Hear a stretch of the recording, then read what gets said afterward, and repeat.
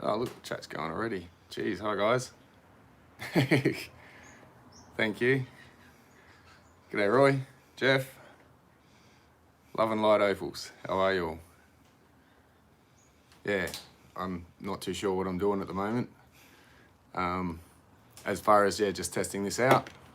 And I had a couple of things planned. I'm just, yeah, not sure what's going to eventuate out of this.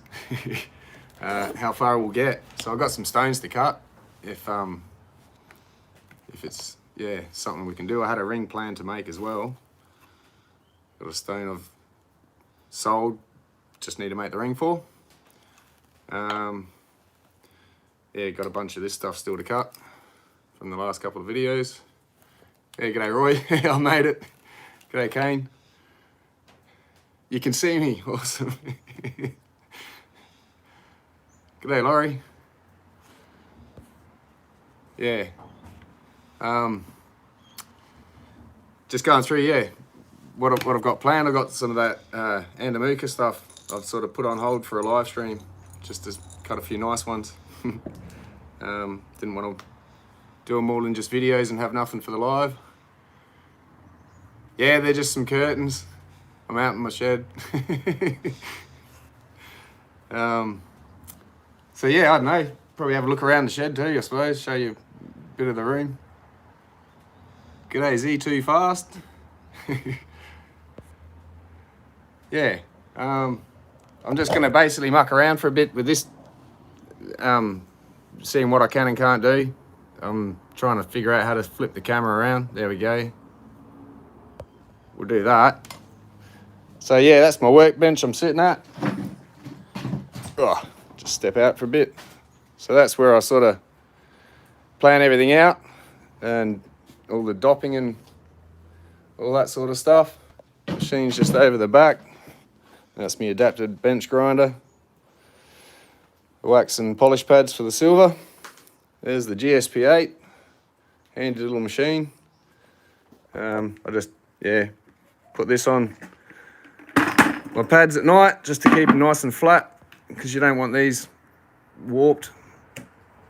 But yeah, we'll get to that a bit later when I start cutting. There's the old machine.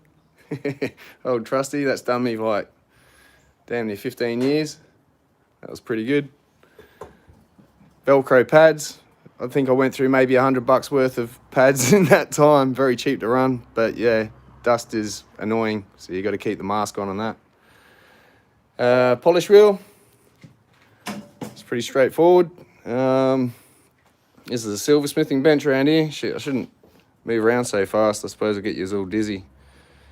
But yeah, over here is where my Opal block, and I got some of the fire bricks for all the silversmithing, all the gas, pickle solution. There's my saw you would have seen. For those who are interested, it's just an Azito tile cutting saw.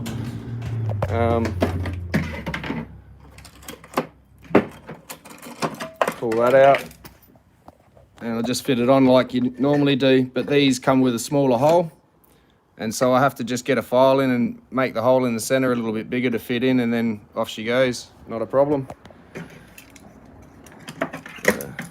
Just put that back. Sorry about the noise. So yeah, it's sort of a tight spot in here as far as square meterage. It's big enough for me to sort of, yeah, get everything I need done out here. It's not probably the most tidiest on the floor. I've got my towels to keep out the water. Oh, here you go. So in the video I did the treating. That's the pot I do the treating in, and the solution I used, if you haven't figured it out yet, someone guessed it, Justin, over in Perth. It's just Ribena, black currant, fruit juice syrup. So there's no artificial stuff and all that in there, like sugar, because there's apparently a difference between fructose and sucrose. So I'm just going to switch this back around. Stop getting you all dizzy.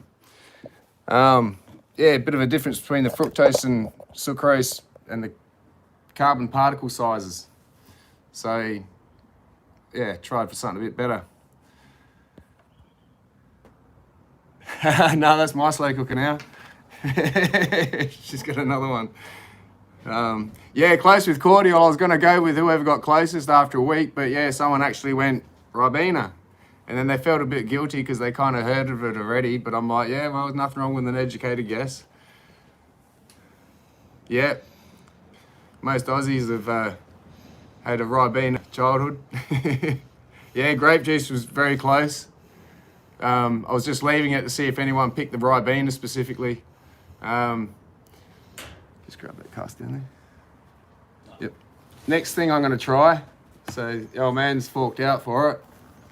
This is not a brand plug or anything, but yeah, just going to try some red wine for experiment. See how that goes. So yeah, I'm sort of probably 2 years into Matrix myself. I wouldn't have touched the stuff before that. It was just beneath me, so to speak. Now, I was after the glassy stuff. I was just addicted to the nice high polish you get, and I wasn't seeing that without having a resin treat the Matrix. So it wasn't really something I was interested in. Yeah, no, it was close. Black currant grape, still grape juice, but yeah. Okay, so I'm in Adelaide, and over in our industrial area, Lonsdale, if I could find the name of them.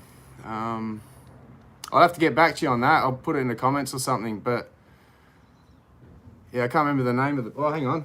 I'll see if I can have a quick look on the box. ROWE, Row Scientific. They put out a lot of chemicals, apparatus, all that sort of thing. And Ribena for polishing. No, for the treatment. Treating it. So you put the sugar into the sulfuric acid, and then you treat the, you put the Opal into the Ribena, soak that in with the sugars, then put that into the sulfuric acid. The chemical reaction takes place, removing everything, turning everything separate, so all the carbon's left, which turns black. But yeah, Row Scientific, I'm all over the place here. ROWE, Row Scientific. They're just a company over there that they don't make the stuff, but I rang the people that make the stuff and they said, we don't distribute. And I'm like, huh. Well, I'm in Adelaide. What can you do about that? And they said, well, Row Scientific over at Lonsdale. So you basically got to find the company, just give them a ring and say, where's my nearest? And yeah, usually they'll go, oh, look, you know, we're not there, but such and such company operates your end of the town, wherever you are in the world. So it's, yeah, you just Google sulfuric acid manufacturer near me. Yeah, I did oven treating once. I think, do I still have it? I used to have it sitting here for my little example. But yeah, I blew one end of the stone out, it just exploded. So I don't trust the heat, and I don't have anything I can fine tune the heat control on the oven or anything with, so it's like, that's too risky for me. Bit of sulfuric acid, it's like, well, you know, I did a bit of dabbling in school, and yeah, some of my history in other fields I've worked in, chemicals, you know, handle them right. Yeah, right, so yeah, I've seen Riley Gunn, he puts his in sand, and it helps not shock the stone so much, which is what you're after. But I think with mine, it wasn't so much that I brought it up to temperature too fast and it blew. It would have just cracked slowly that way. No, this got too hot and then finally just went absolute, like you could hear it in the oven. It was only a tiny little stone too, and it went bang. Yeah, a little pop. But yeah, no, sulfuric acid, I've got bags of bicarb soda and always a few buckets of solution mixed up for any accidents and all that. You just make sure you don't come in contact with it in any way. I did a bit of research on it. It's an acid, so if you had moisture in it and it was out in the heat, no worries. Catch you later, Prospect Vic. Cheers, thanks for coming. So, what was I saying?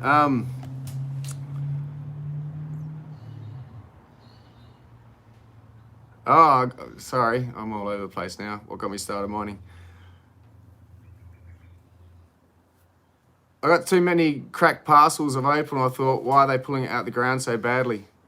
So I thought, let's have a go. Pretty much. And then it's, yeah, another addiction to Opal. But yeah, the heat, the sulfuric acid, you know, you mask up and all that. It doesn't actually, there's no fumes. If you get fumes off it, it's either the reaction from the sulfuric acid, bisulfides or whatever they are that are coming off, and you keep it ventilated. You don't want to be around when breathing it in. Oh, not a big screen, you see my face. I should put more Opal on the screen.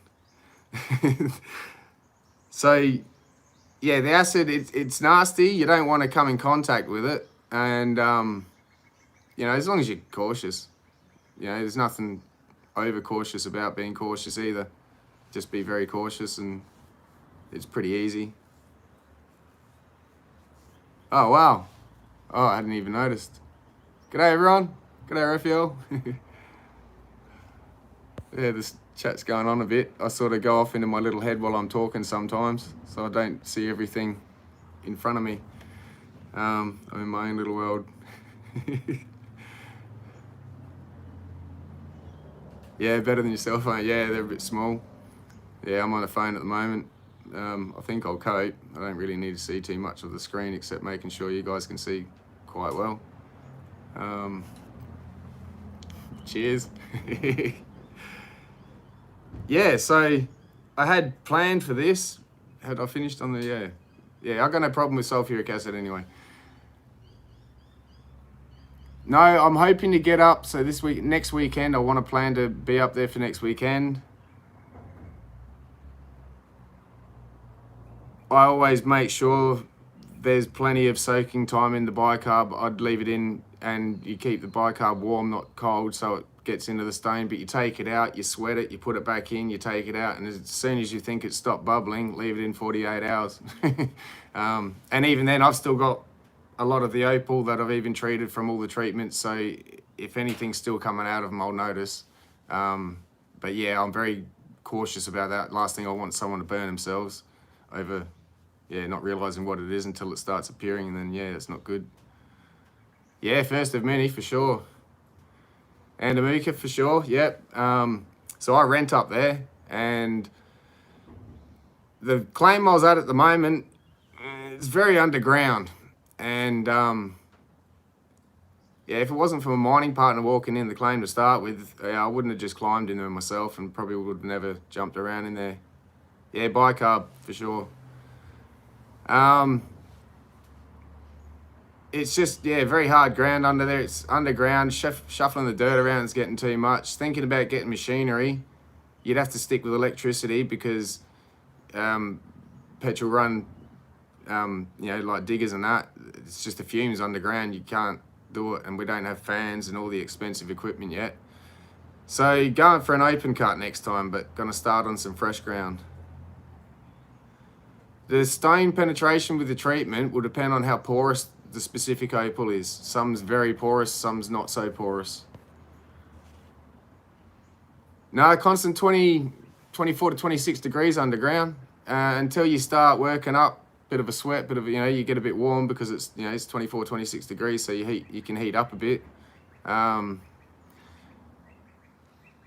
But yeah, it's like, I've been down there from like 7 in the morning, come out at like 5, 6 in the afternoon, and come back into town and everyone's like, yeah, it's pretty hot today and all that. And I'm like, oh, didn't really notice. It's underground, it's just 26 degrees, it's beautiful. And then when it's cold and wet, not that I like being down there at that sort of thing, but it's warm when you walk in there. Like you feel the constant temperature. It's brilliant.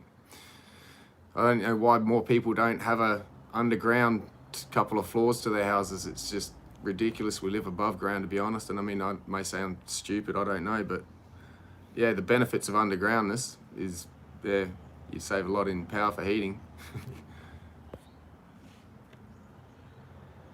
G'day, J-Mac. No, thank you.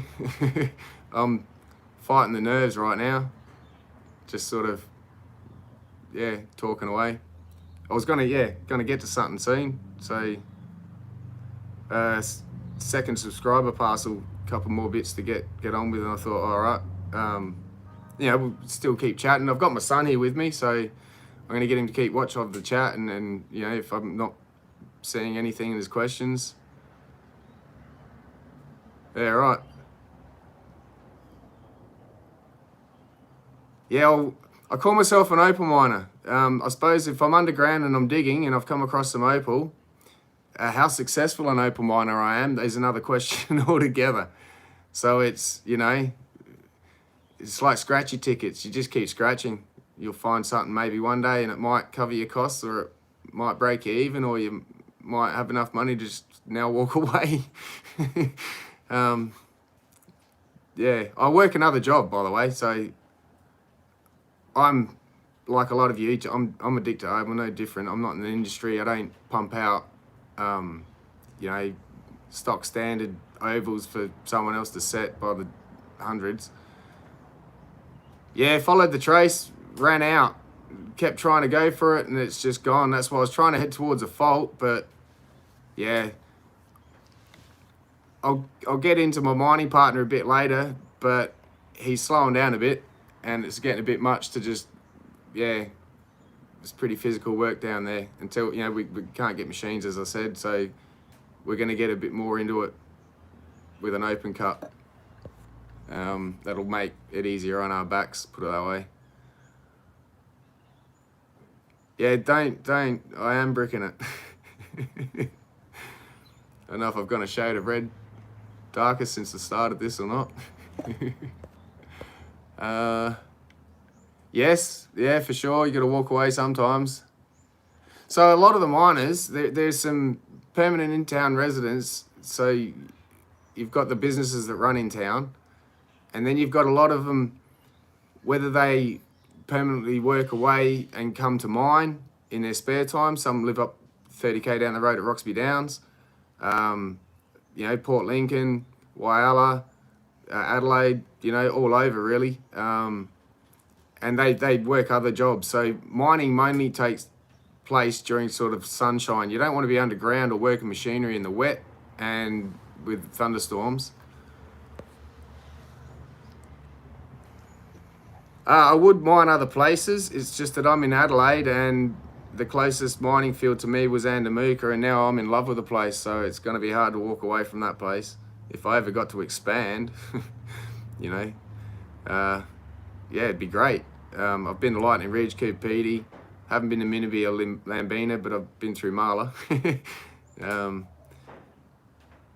Yeah, want to get out to, you know, Quilpie, Eromanga, all that sort of thing.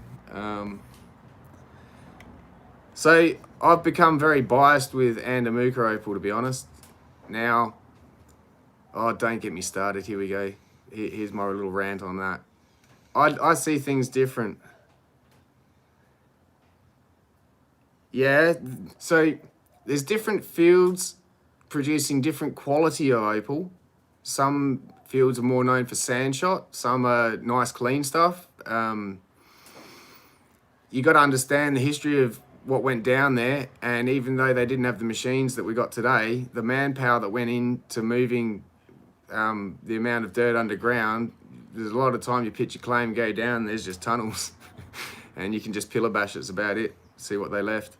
I think Jack Absalom's Andamooka, there's a link I put in one time, it's on YouTube, and he talks about German Gully and how one miner went into the hill and he was just coming across so thick and fast. I liken it to this. If you can imagine those cash grab machines, like it's like a little telephone booth size thing, you stand in with a fan at the bottom and money floating around. There's 5, 10, 20s, $100 bills. What are you grabbing for? You've got 1 minute to grab as much as you can. You look for the hundreds. Yeah, Andamuka's fun. So this guy, you know, you've only got a certain amount of time for your claim, for the effort you can put in and work. You know, after a while, it's like if there's just red everywhere, you just grab all the red you can. And so he was bucketing out all the greens and blues and dumping it in piles that people were like coming through and said, have you done with that? And he's apparently gone, yeah, whatever. And there was over 300 people on that hill, and apparently most of them walked away millionaires, and that's back in those days. So that's as a story goes. I've probably told it a bit looser than he tells it, and he tells it a lot better than I did. But yeah, Jack Absalom, he's an Aussie. So yeah, check him out on YouTube, and Andamuka, just type that in, you'll find it. But you know, a lot of the work's been done. yeah, there's a lot of wild stories. What's happened recently is the Andamuka fields of like White Dam and the other available fields, you're not allowed to mine in town. There's an exclusion zone sort of thing. You got 25-meter exclusion zones around creeks and sand dunes. The fields have just enlarged. So now the amount of Opal field that the government and the agreement between the locals, the Aboriginal population, they've said, you know, you can have this size now. And so you look at all the old patches in the old field and it's just expanded a huge amount. Whether there's opal there or not, who knows, but it's fresh ground. Don't know what you can find, but you were never allowed to dig there before. So who knows what's there. It's, yeah, kind of exciting in a way, California gold rush type thing. But yeah, the further out you go, the costlier it gets, the type of ground you're in, and whether you find opal at all. I'd rather put a link somehow to the Minderby story rather than, I don't want to be seen to be telling that story, but it didn't go down too well. Yeah, I don't want to speak out of school, so to speak. I'll put a link in there, but basically it was drug related. It was just a bit of bad business going round, and yeah, they got their land handed back. Simple. The practices in there weren't going to be allowed anymore because people were being rorted, and I'm not sure who. I don't even know these people, and wouldn't label the whole town that. No way. There's a lot of decent people from there that got it. So here's the thing, from my understanding, you're allowed to still mine at Minderby, but you are not allowed to live there. So what do you do? Whether the mining is going to be continual as far as being allowed to mine there, or if they've booted everyone out and then the mines will close down on the last claims paid, I don't know. Yeah, you're not allowed to live on your claim, no. Back in the day, once upon a time, you might have been able to set up a shack, and then, you know, there's certain spots that are, you know, houses are still there. But I think it's got to do with things like, what are you doing with your groundwater, your grey water, you know, your sewage, like you're contaminating the ground with a long drop, and these are the things you just, yeah, we don't want out there, I suppose. You don't want to be digging along and all of a sudden bust through to someone's old septic. Hey, there's a lot of colour in here, what? Yeah, so there's a lot of restrictions for living out there. Yeah, the travel time, for me, it's a 6-hour trip. I'll be there and start mining in the same day. So that's the advantage of it. Coop Petey's like about 9-hour, 9.5 hour. And my other job, I drive for a living, so I'm sitting in the seat driving a lot of the time anyway. Driving to me is not a problem, so I don't recommend it, but yeah, I just like to drive straight through, stop to refuel, that's it. Make a short trip as I can. Safe, do it in the daylight. You don't want to be out there with the roos at night. They get a bit unpredictable. And the goats and the camels and the cows and the sheep. Yeah. So, Andamuka for me, but I've been there for about 5 years ago. I think I started going up there, and we were just camping out in the caravan park. Do you mean the opal harder stuff or the ground that you got to dig it out of? The lambina are meant to be.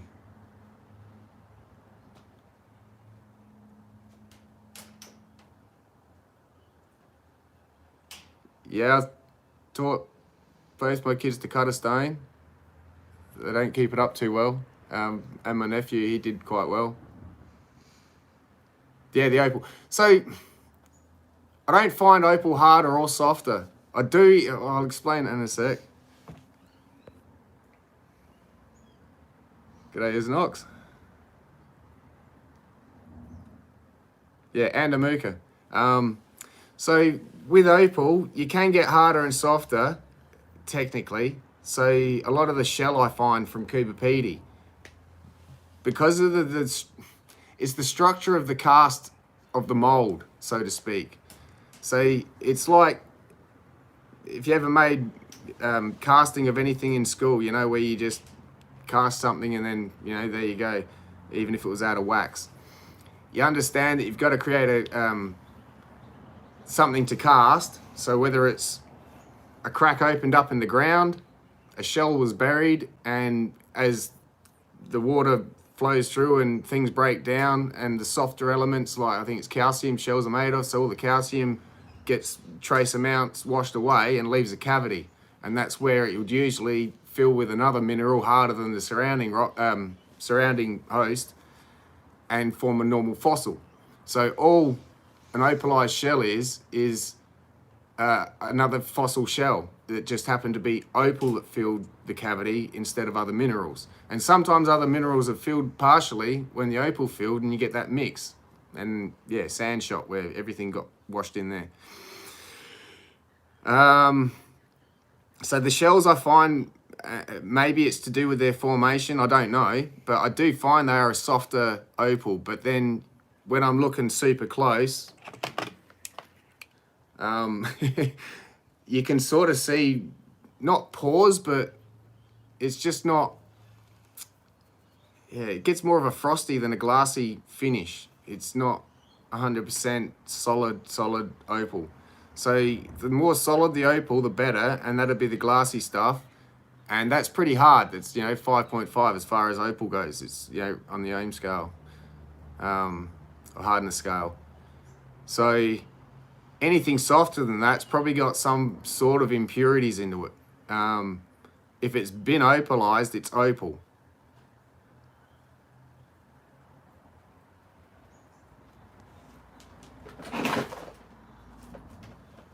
Hands down, Sam. Oops, wrong jar. Was a friend of my father. Grew up in Andamuka. Her father mined there. She came, married. My dad and them were friends. I think her father passed away. She went through some stuff, and you know, knew my dad likes opal, and apparently wasn't that interested in herself. So we have these. There's the camera. So they're vertebrae from Andamuka. Back in a day, I couldn't date them when they were pulled out of the ground. So there's two of them, and they've got these little, my eyesight gets poorer up close the more I use these things, so excuse me for a sec. These notches, these two little spots there, and there's same on that one there. So I'm not sure what these are out of. I don't think they're out of a plesiosaur or anything. The notches don't match up apparently, so it might have been a fish or something, not sure. But they're obviously missing a few backbones. But they're awesome. I will never touch those as far as they stay like that forever and a day till they leave my hands, and then they're in the control of someone else. But yeah, I think they're pretty cool. It's a nice colour in it. I don't think it would cut. Again, let's see if I can do this.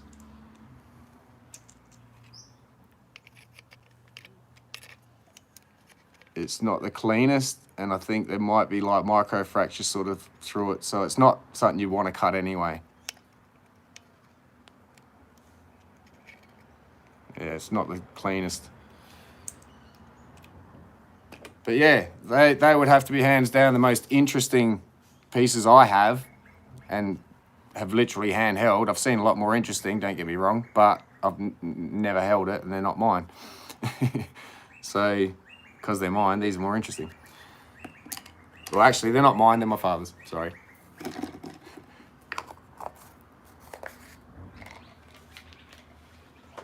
Laying claims. Yeah, definitely better as a specimen. I do want to get them in Adelaide Museum. I've been given a couple of names by a couple of people to go in there and see and ask, can they even identify what they're from, which would be, you know, a bit more interesting to be able to say, hey, these are from this kind of an animal. And then, yeah, definitely. So I've sort of got a collection. Some of it I'd probably part with if I had to. Some of it is just like, I really don't want to. So I'm not sure what'll happen to it one day. But yeah, hopefully someone enjoys it. It's got a few decent bits and pieces. It's not the best yet, but in a minute, I reckon. Yeah, I can keep talking, and I've been chatting. As I say, I'm new to this. I'll probably get myself a bit more organised with how I do this, but I can keep chatting and cut a stone right now. So as I said a bit earlier, got some Minterby stuff here, and some more of the second subscriber parcel to cut. So what I'll do is I'll flip you around to the view that I usually film from, and we'll just go through a bit if you want. Just tilt this down. Say hi, Jacob. Hey. Caught me off guard. Sorry, man. Didn't realise. Got to get used to the camera a bit. So, yeah, here's that parcel. I think I was going to think about... Which one was it? Oops, tilting the camera. Yep, we got it. Just move the camera there, a bit more steady. Something like that. Can't get the light on the camera like this, damn. Usually I film with the light, and you can see the Opal a lot better than this. So yeah, I was thinking about that one. This one. This had some plans apparently, so there's a couple of shapes already drawn on it. But this is another one of that piece that was cracked, that I've kind of got to, yeah, plan out the cracks before I start getting into it. Yeah, g'day Kenneth, welcome. Yeah, it could be shark vertebrae. I'm thinking, yeah, definitely marine. But yeah, no, I might leave that one for a bit more time to plan it. But yeah, this one also, I'm thinking of slicing it through there because it's got a couple of bits of issues. And I think there'd be a nice stone there and there. But they're pretty solid. But one I really want to get to, let's move this over here, is the one I bought back that time from Andamuka.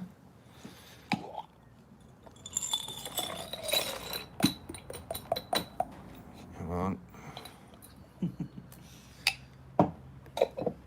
And this one. So let's see if we can get a bit closer. Why can't I zoom? I don't like this. Alright, so in here was some of that sort of black material. Where is it? There's one stone in particular I was really waiting to cut. It's a dark one. Is that it? Yeah, this one. So this one, it's got some nice red in it. And it's a very dark sort of a body tone inside there. So I'm really keen to see what's in there. This is another one I want to cut. I was sort of saving. It's a little bit interesting, a bit jelly. It's got a bit of a black backing. Be a half and half. Yeah, some really cool bits. Unfortunately, this one's so thin. But yeah, I really like this piece. I'm gonna have to figure out something to do with it. We'll have to Dremel attack it. I can't believe like that's Andamuka. I mean, to me, you hand that to me, I would have said, Lightning Ridge, hands down, every day, all day. But I've got assurities. I double checked, and it's definitely Andamuka, this whole lot. Some that's sort of got a bit of colour in it, but you can't really see it too well, but I just separated them anyway. But yeah, it's black as. Well, that's what I was going to get at with the fields before. So every field produces all opal. Now, when I say that, I mean like the crystal. Obviously, there's ironstone country, which is Queensland way. For some reason, well, we don't have the ironstone deposit, so it never formed in there for us. So they've got that unique. But the opal itself is either crystal, white, black. You know, it's still got those categories. Yeah, jelly's awesome for doublets. But as far as it goes with crystal opal, which is a loose, you know, like, oh, look, crystal. No, there's no crystal line structure in opal at all. So being silica spheres, it's not crystal. They loosely put it crystal because I think back in the day they didn't realise it's not a crystal. But it's just a loose interpretation of the look, the crystally look. But it's translucent, transparent, depending on how transparent it is to translucent. Not crystal. Or you could call it jelly, crystal, depending on how jelly or crystal it is. The stronger the colour, the more crystal I'd say it would be classed as. But when it's a fainter colour but still there, it's more of a jelly, to me anyway. But all fields produce black opal, white opal, crystal opal. Yeah, Andamuka matrix is unique because of the sandstone, as ironstone is unique to Queensland. Black opal in Lightning Ridge is Len Cram. I'll put a link somewhere. I think I've done this before. Len Cram from, I think it's Sunrise Opals, explains how the opal that he's growing in his lab naturally, as you know, like he's figured out the secret. The only thing they haven't done is dehydrate it enough to be solidly cut. It takes a long time to dehydrate it, but he's got the opal forming in jars, and there is no good reason that he's figured out why some of it turns white, some of it turns black, and some of it turns crystal. And that's every field that he's collected the soil that he uses from to make the opal with his solution. It's a positively ion charged process. I'll put the link, it's very interesting.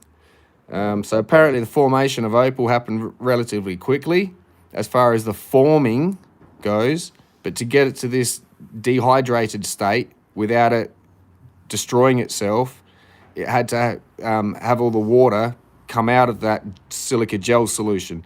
So how that happened over a long period of time, if you continue that as part of the formation, I suppose it did form over a long time. But as far as the structure, the gel, it all collected relatively quicker than they actually think, apparently.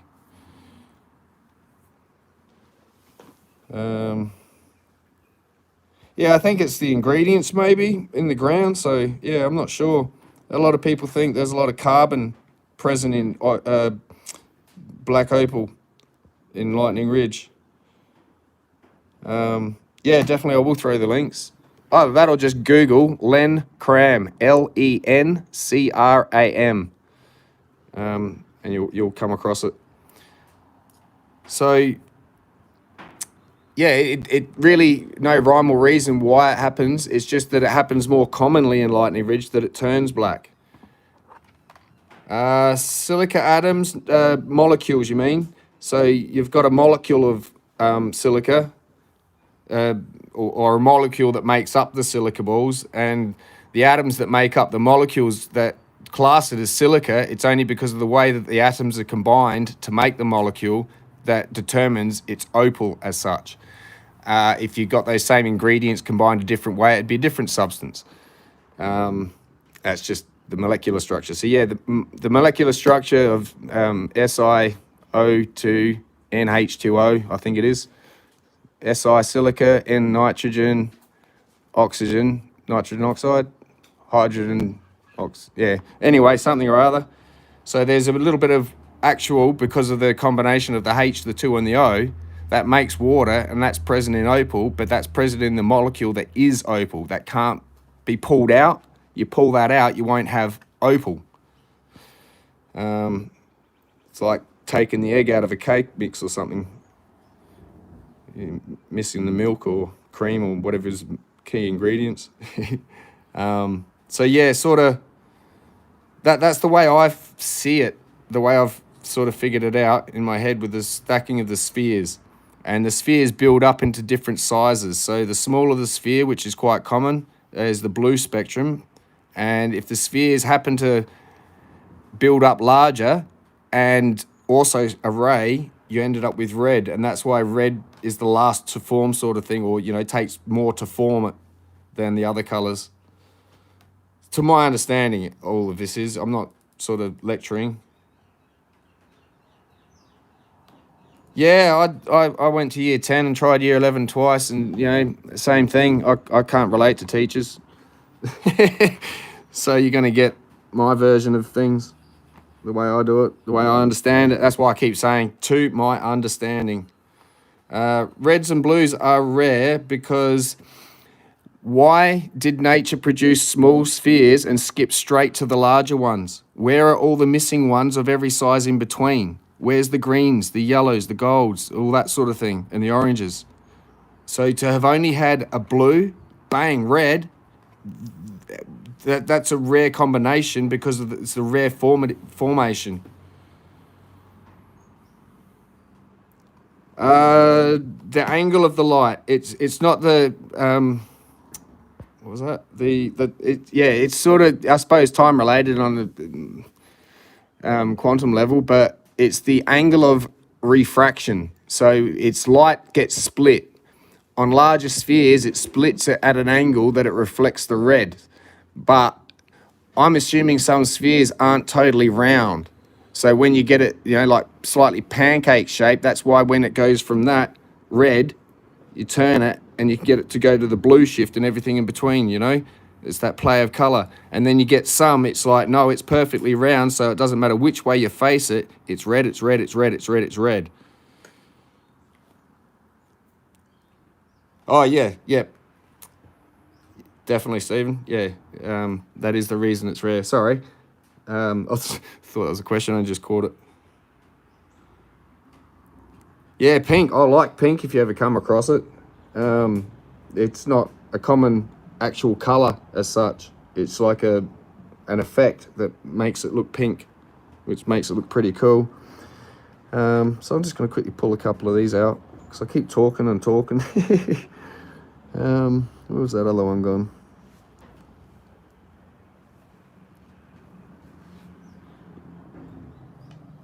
Yeah, no, I like, thorough explanations myself. So yeah, I might grab that one, that one, because I already started it. And we'll look over here and pick a couple out.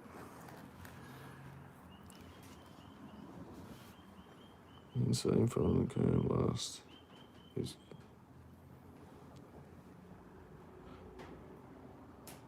What's QSM?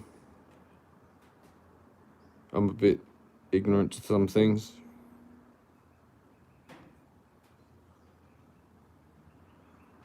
Queen service medal. Oh, okay. Did he? I'm not aware of that. I didn't. Yeah, I'm not that up to date with the man. I've mainly come across. G'day, Paul. Yeah, mainly come across the link I can give you for, I think it's Sunrise Opals, something like that. And his explanation, because he used to work at the CSIRO and has gone right into opal and its formation and exploring, testing, writing up reviews and what do you call them, thesis, I suppose. But yeah, so no, I'm not aware he lost his Queen Service Medal, or why, or that he even had one to start with. I might skip that one. It's a bit hard to see at the moment without the light.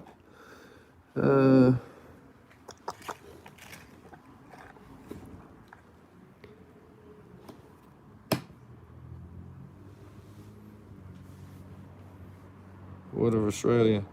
Yeah, no, not sure. I hope it wasn't for some awful reason.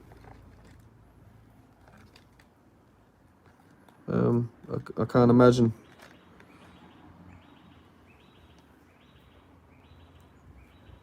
Yeah.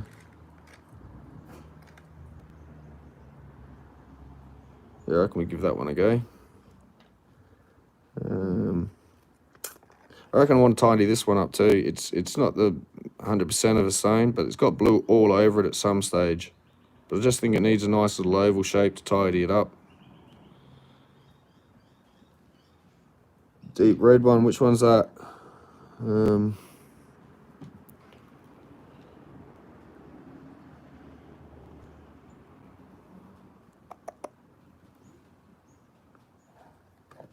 Oh, sorry, did you mean this one? Yeah, slightly. The more I talk, the less I concentrate, but thanks for reminding me.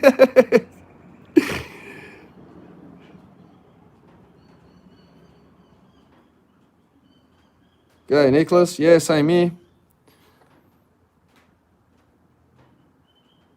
Yeah, might pull that one. Yeah, that gives us 5 to play with. Christchurch. Oh, yeah, New Zealand.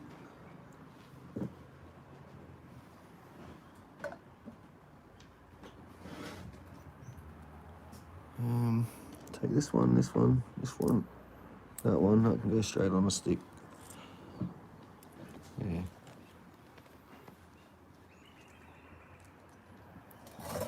Switch the camera around.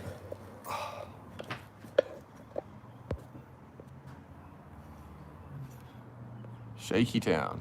Melrose. Samuel, how are you? I used to work at Melrose. I used to work out on a farm just a few k's out of there.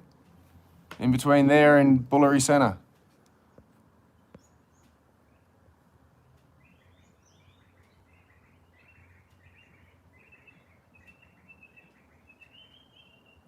Yeah, no, you watch me all the time, but I'm not aware that that's happening when I'm filming.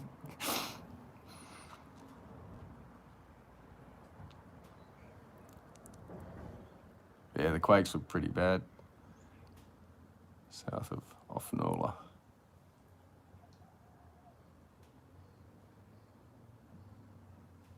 Oh, wow. Sorry to hear that. That's not good. Yeah.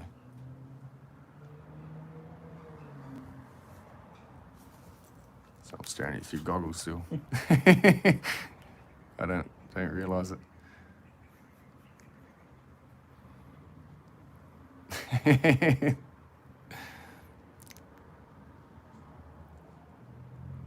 Yeah, got a haircut for the occasion. Yeah, might head over to the machine and do some cutting. Yeah, Samuel. Yeah, very small world. They say 6 degrees of separation, and I'm like, yeah, it's more like 3 or 4. I'll get around a bit.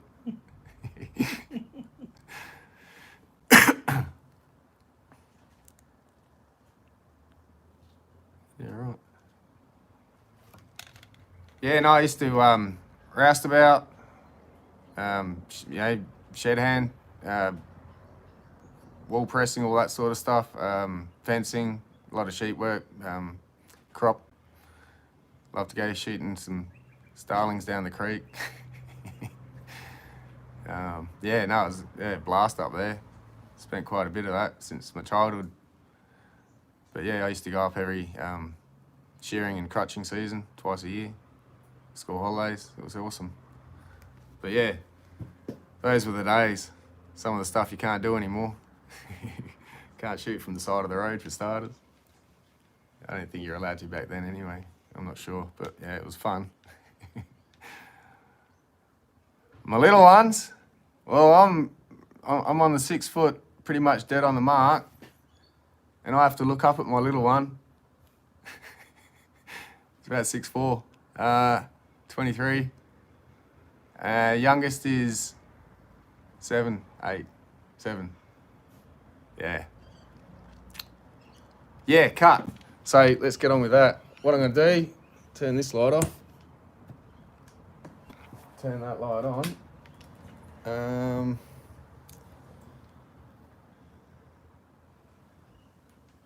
In a sec.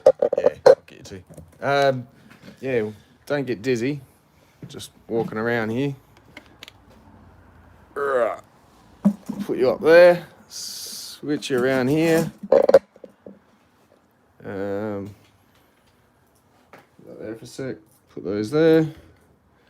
I've learnt, don't do this with jewellery on. You'll end up having another stone to polish. I'm just going to go turn some water on. I'll do it from the outside tap so I don't overload this side one and it burst. So just hang on a sec.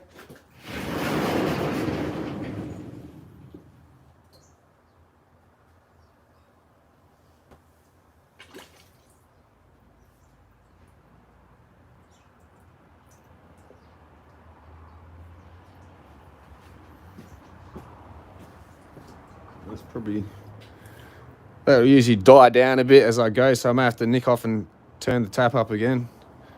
Don't like having major amounts of water.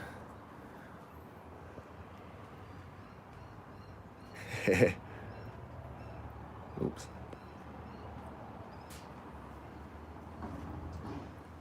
Yeah, right. First last, yep. That'll be awesome. Just got to be, responsible, I suppose, but yeah. All right, this may get noisy.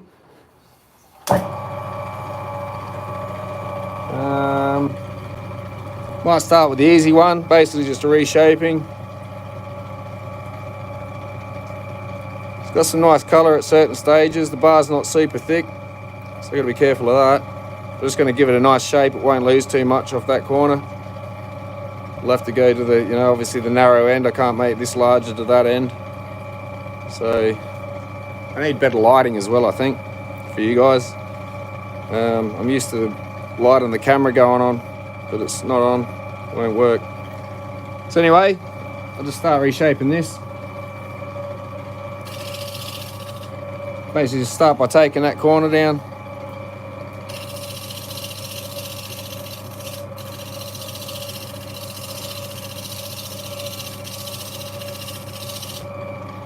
Like so. Dry on my goggles. Now this corner as well.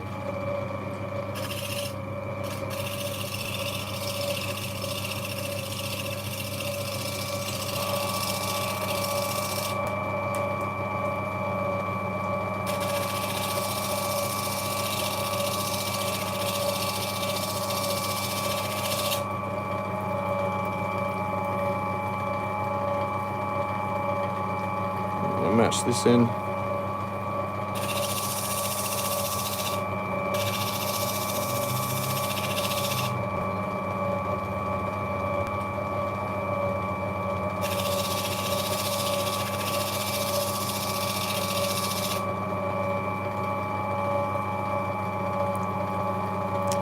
The wheel comes with a standard, 260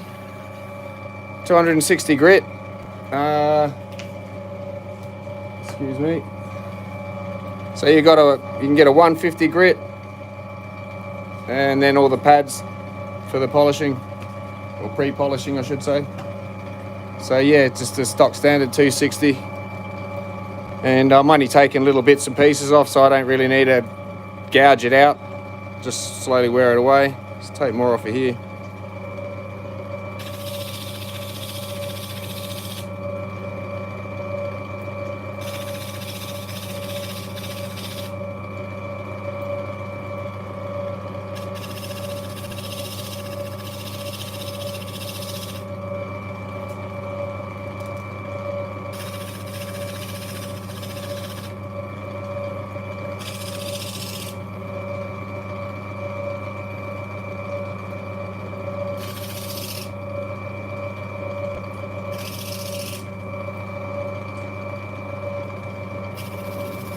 Take the back down a bit, it's getting a bit thick.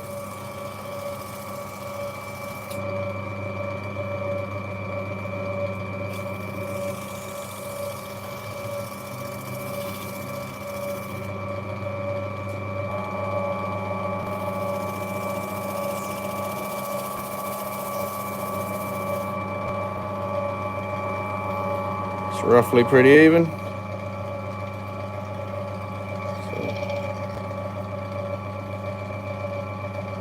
Yeah, no, I usually have it a bit more zoomed in so you can see a lot better. I'll have to stuff around with the camera, I think, and figure out if I can do all that sort of thing. Oh yeah, let's try this. Oh, look at that. You just do it on the screen. Welcome to the future, everyone. 260 grit on this one. 150 grit pad I can put on, but I haven't got it on. So yeah, that's pretty good thickness for what I want. It's going to be a bit, yeah, so the wheel that this was done on, see, this is the problem. This is why I don't like those wheels that rotate towards you, because this scoop from that point there to that point there, there's a low point there. Now this has to come right down these ends to be able to have the wheel touch it. Why there'd be a concave in there, I don't know, but that's what happens when you hold it on the wheel too long and you get that curve into concave. Not, yeah, you want it convex, not concave. Yeah, sorry, 260 grit wheel, 260. So yeah, that one's that for now. Next one. So this one's got some nice colour. It's a bit hard to see without light, but you can sort of see it. Just going to give it a nice shape, see what cleans up. It's a little bit broken. I don't want it to end up breaking through there in the end like that last video stain. So yeah, we'll just tidy it up a bit, see what can come of it. Probably I'm looking at maybe a marquee shape. Yeah, okay.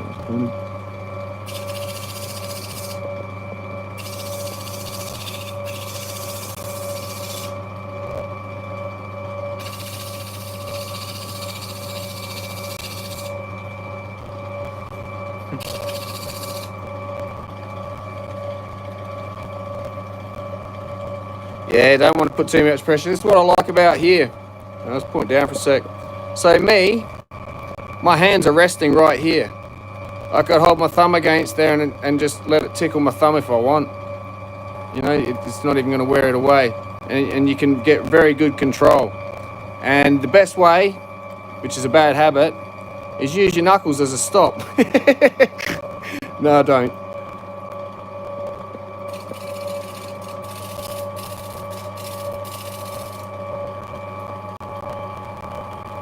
Yeah, that's exactly right. If you start forcing it, you got to think. Slowly add the water and you'll see. From dry, it builds up. A little bit of water, it washes it away. But as soon as you push too hard, it goes all white, and because you're grinding more than it's washing. So you don't want to have it flat out, but you need it on enough to wash it away. But if you've got too much water running, it's probably because you got pushing too hard and you need that much water. Plus you'll wear your wheels out very quick. If you think about the impregnation of the little particles that are the cutting bits, they're surrounded by the bonding agent. You're going to break them off, knock them off. As hard as the stuff that's cutting is, the bonding agent isn't. Otherwise we just use the bonding agent for the cutting soles. Yeah, anyway. Oh, hunting season. God, it's been a while. Ah, awesome.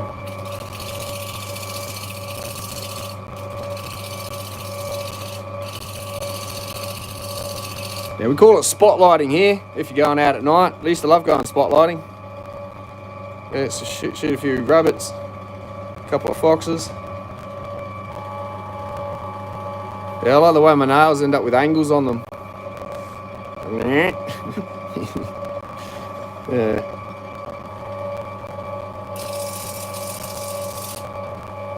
So I just got to deal with this little chip here. No, I'm glad you did too. Yeah, at least I know it's working. I didn't advertise it because, yeah, I thought I'd just call it a test, and whoever rocks up, and yeah, I'll get over myself. Obviously. Yeah, right, yeah. I hate it when I'm nearly out of Opal. I start getting all the pots with the little flecks of colours, and I haven't run out for a while now. I'm going on pretty full on at it.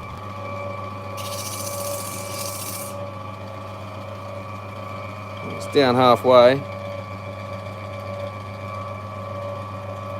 Thanks, R Antique. Welcome.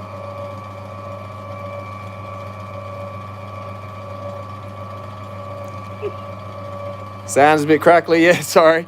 I'm probably yelling at the microphone. I'm not even sure which end of the phone I'm supposed to be speaking into.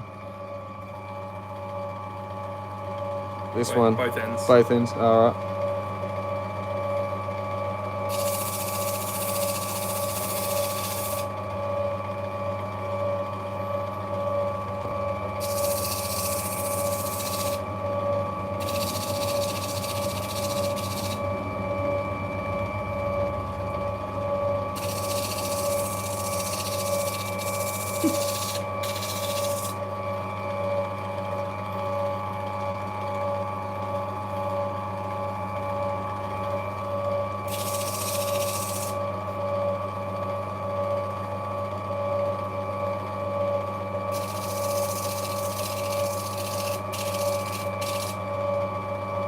Yeah, looks pretty good shape. Oops, don't drop it.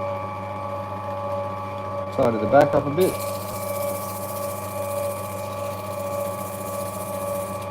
There's something for the dopstick to sit on. Chunk of sand there. Let's see how deep that goes.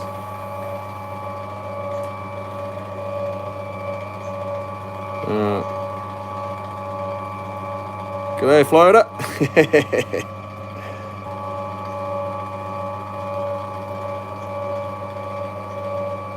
So yeah, this piece here has got a big chunk of this sand that goes right in that far, so we're going to take it back there, try and get a nice little oval or something out the centre.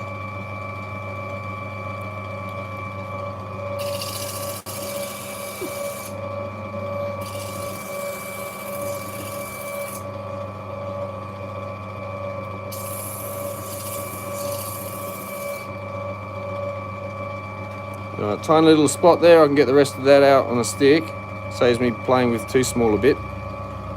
Tidy this cracked edge up a bit.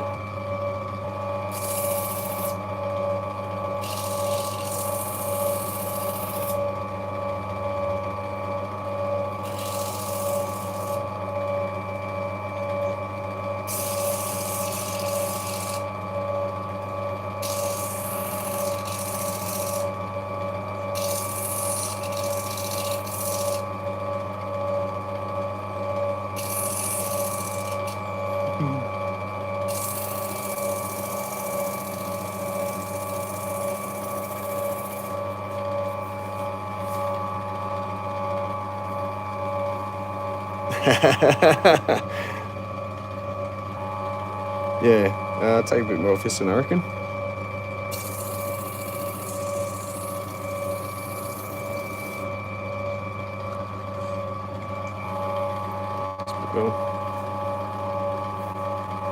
Yeah, I know. I'm pretty sure it wasn't me. It was just, yeah, it survived all the way, and it is such a tight fit, and that's the problem with the wax holding it together so well until it comes off. Yeah.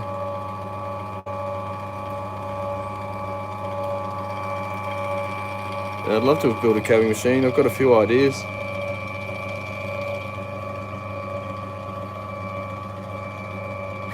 Thanks, Raphael. So this one is the little red one. It's got a, if I can get it to come up. It's got hints of red in a bit of green, blue on other angles. It's going to take what I'm going to call the top for now down and see what I can see on the top.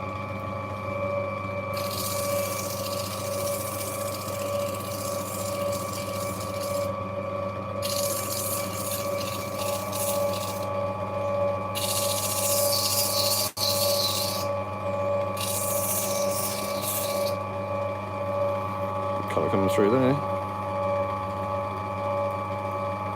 Can't see it too well. Damn, no light.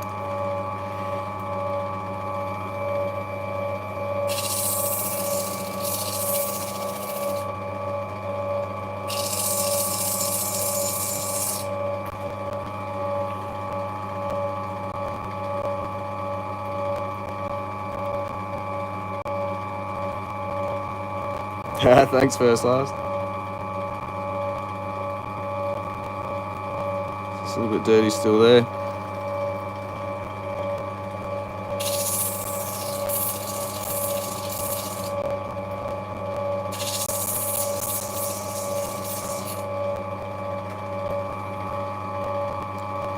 There we go, starting to come through a bit more.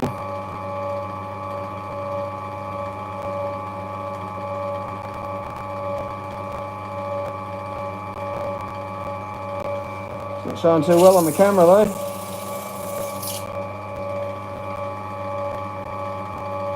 Blood red.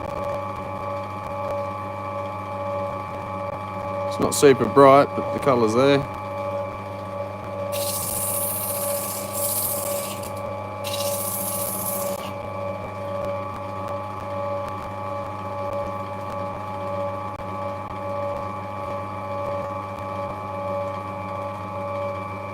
I need a little torch out here. Yeah.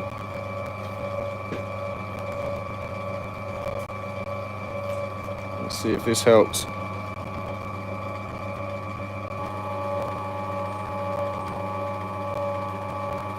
That's what I'm seeing. I definitely need a light sort out.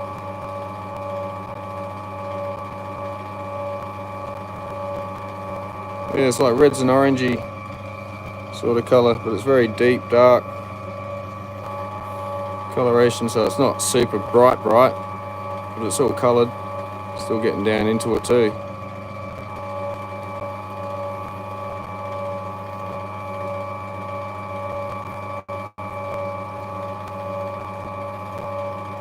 So I can see that side. Might just tidy this edge up a bit because it's still trying to make that the top if it looks any better. So I'll give that a go.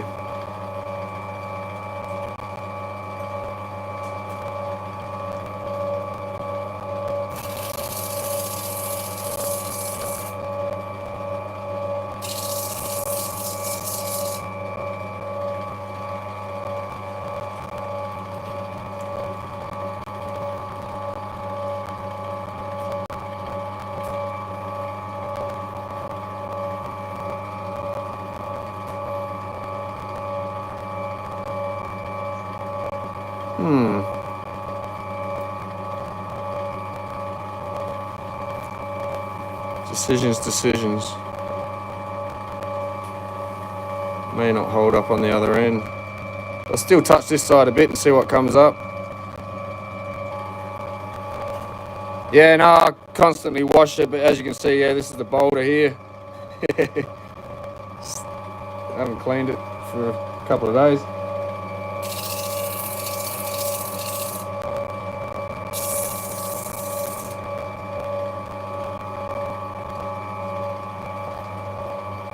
Yeah, I think I'm going to have to stick with the other side.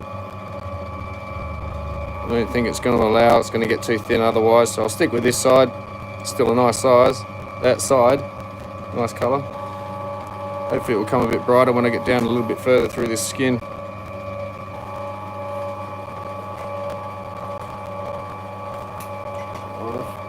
Here we go.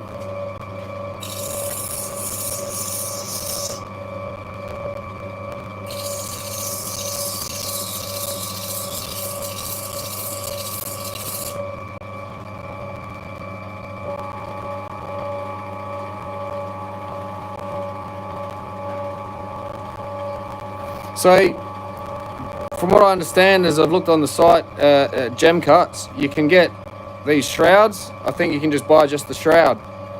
You can buy the wheels and all the pads separately. You can even buy just the motor. So you get the motor, you get the shroud, you get your pads, you mount it on a bit of timber, or you just buy one.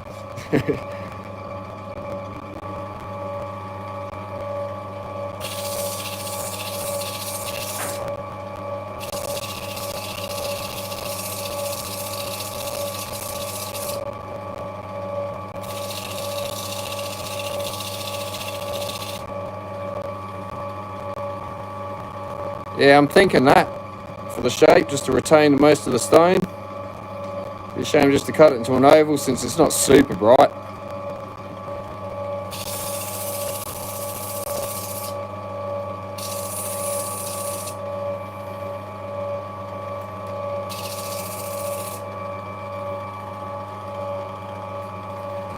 Can you grab a torch from the table?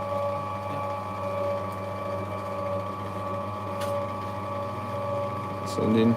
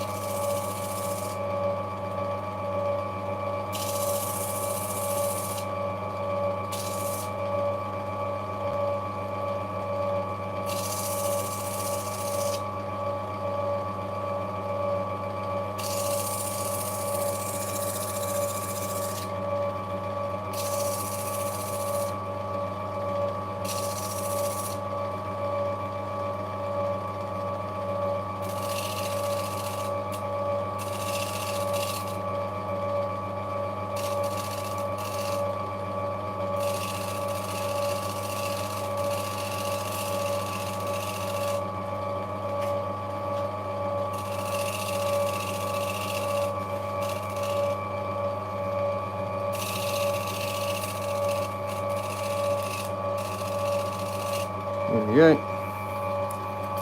So, thank you. Still needs to come down that corner a bit. Don't know if I can though. I'll have to just bring it right in.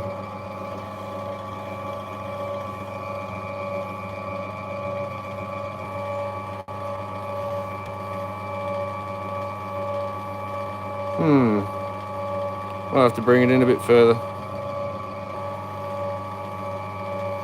Should I just leave that corner and polish it? Because I'm not sure it'll polish over. I'm gonna check the battery in a second. Oh, can you plug it in? I'll just tidy the bottom up and see what's left.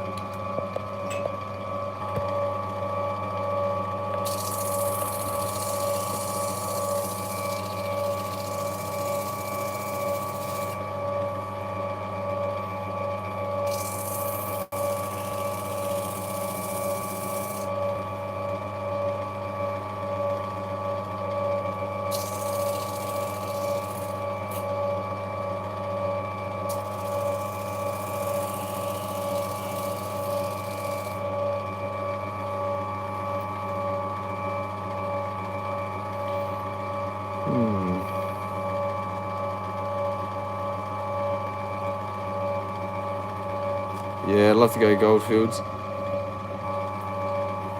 It'd be awesome to be able to find all the elements that go into the jewellery, the gold, opal, even some sapphires, and what we got, sapphire, emeralds, diamonds up in Queensland, opals, New South Wales, Queensland, Australia, South Australia, and gold mostly everywhere else. Yeah, it kind of looks a bit chocolatey.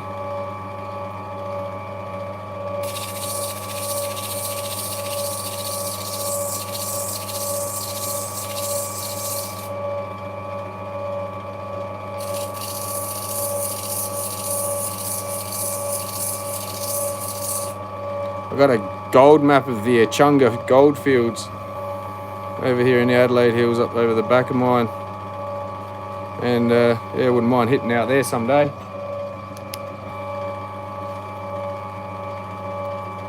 So yeah, there's a few spots on this one, but I don't think it's going to come much better than that. So I might leave it as a whole stone like that and see what can come of it on the stick. Otherwise, I'm just going to get that little bit of colour in the centre.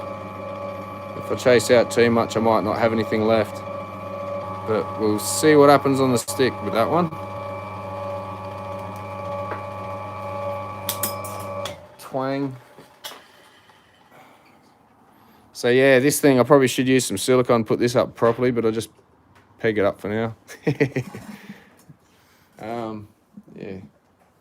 Let's move back over here.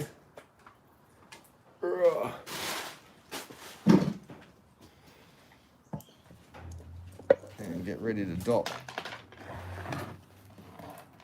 I better zoom back out, that would help. There we go. Sweet.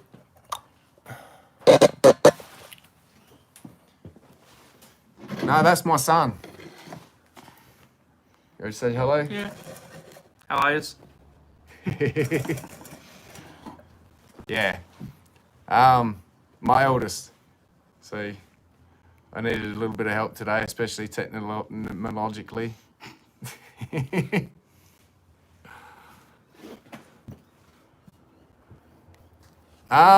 She's loving life. I'm out in my shed. She's inside, or wherever she goes out and does things, and yeah, we catch up in every other spare moment. She loves life.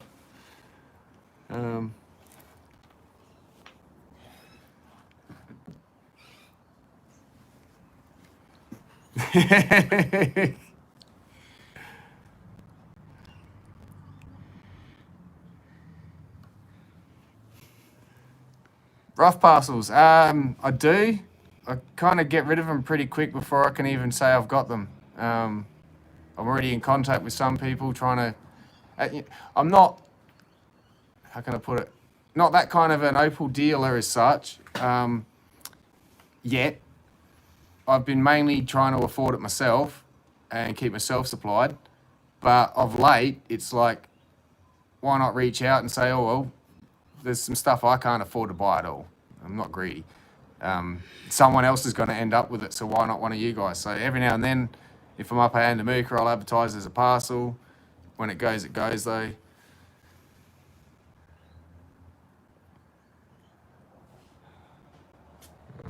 Sorry, just quickly reading this. Yeah, you do cut slightly different for bezel, or sometimes if you don't want the side and bottom to be seen, you're better off with a bezel. If it's a nice stone, you might want to go for claw because it shows that it's a nice stone then. You're not hiding anything underneath. Oh, yeah. Handy mooka. So, yeah, I'm going to adopt some of these.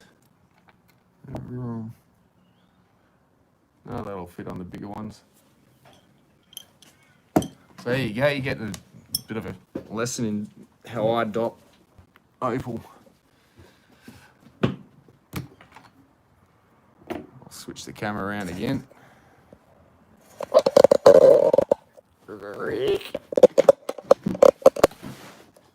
Come on. There we go. So, got my little alcohol burner, little metho spirits. Just sort of upgraded from the candle. It's a little bit cooler flame than the candle, so it's, yeah, pretty good.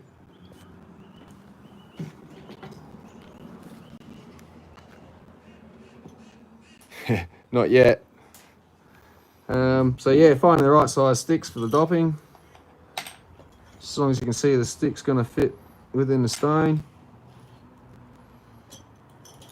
I've got all different size, one for each occasion. There we go. One, a wick up. So yeah, again, gem cuts, if anyone's wondering where these come from. They're only like 14, 15 bucks or something. Right, you're gonna learn some bad habits. Because I don't care about hot and all that. So, you know, maybe don't copy me unless you know what you're in for with hot wax. So I like put it on, let it off, on, off, and you let that heat soak into the middle before you just burn the outside and the center's still, it's hard. And then once it's like that, you just get your fingers and run it like that. Pushes it all up the top end of the stick. And then you just sort of neaten it up on the top a bit, ready to be pushed into a warm stone. Get your stone. Now, you know, you can use these if you want. The larger the stone, the easier it is to hold, so you can just sort of use your finger as a guide for temperature. So yeah, put that on there a bit. You don't want to heat it all up in one hit, so it's just bounce it on a couple of times. You can sort of check it against your hand, see if it's not going to get too hot, otherwise your fingers will burn, you know. So 2 on there. Heat that up a bit because you don't want the wax to be too cold because it'll just cool the stone down once you've heated the stone up. But you'll see in a sec, heat the stone up and then the wax actually melts to the stone like it wants to. And you just push up the edges a bit. And then I just get these and sort of Just do circles into the flame until that sort of drizzles into the rest of the stone. Sort of like that.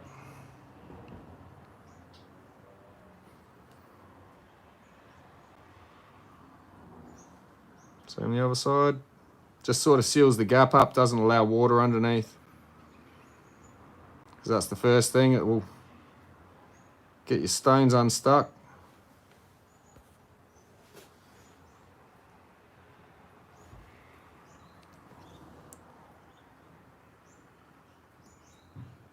Cutting full time would be boring. And I don't mean that, you know, it's almost like, you know, do you want everything to taste like chocolate? No. Sort of same logic, it just wouldn't be as enjoyable. It would be a chore. Shows how much I'm concentrating.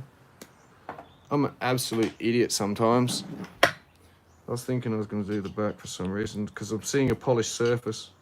But the whole top has to be cut again. I didn't just reshape it.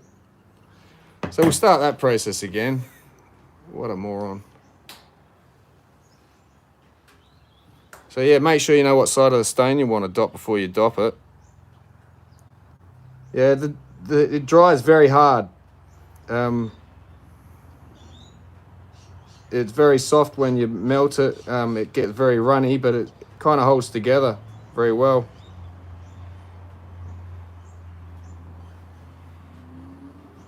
That one melted on quite well. Probably won't have to do too much to that now.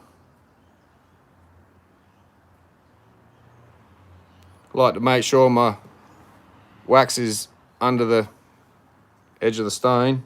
I don't want to hit the wheel with too much wax. And just make sure it's nice T at the top, dead level. Make sure your bar's straight to your bottom. Otherwise you have to offset it and then recut your bottom.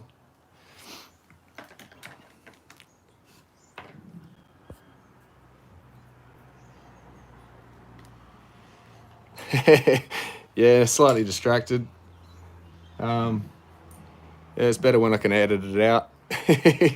No, that's got to be a first, I think. Totally momentary lapse of reason.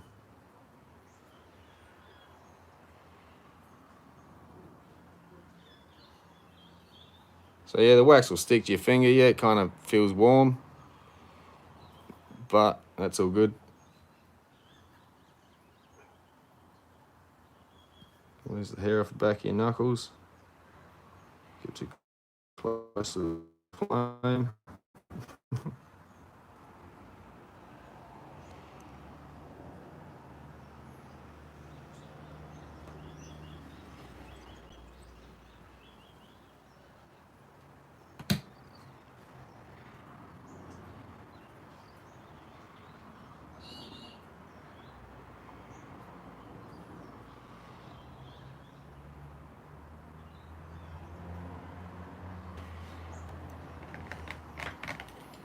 Dip in the water. All good.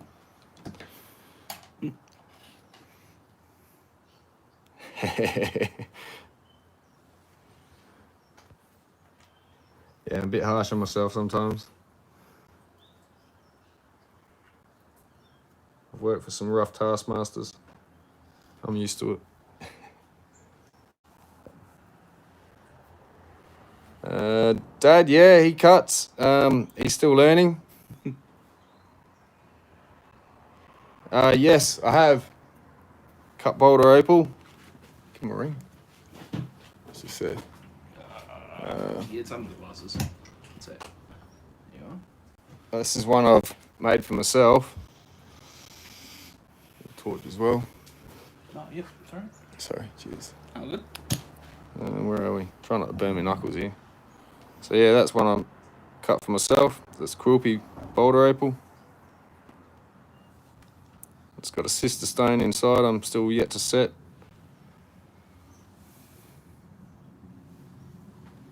Yeah, I was stoked when I found that in there because I got this piece given to me. It was awesome. Like, wow. Yeah. Some bosses. So yeah, quickly get these on the sticks.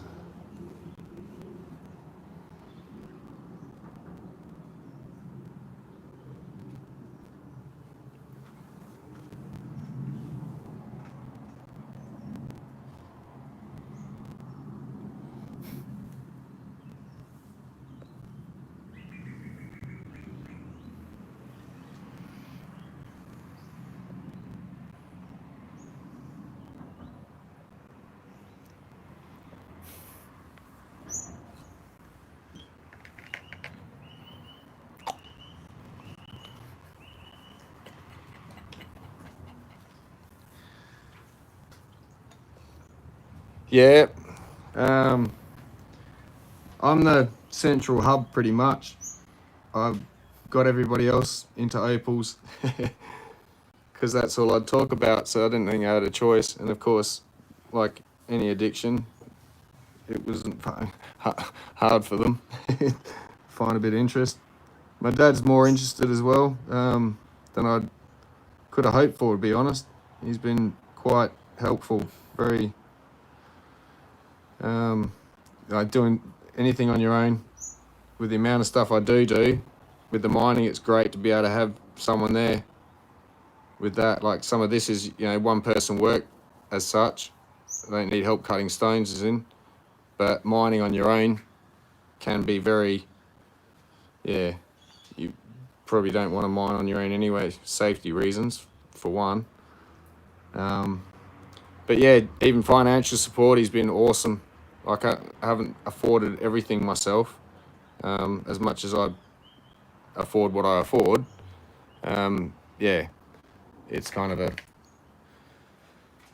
family thing to an extent.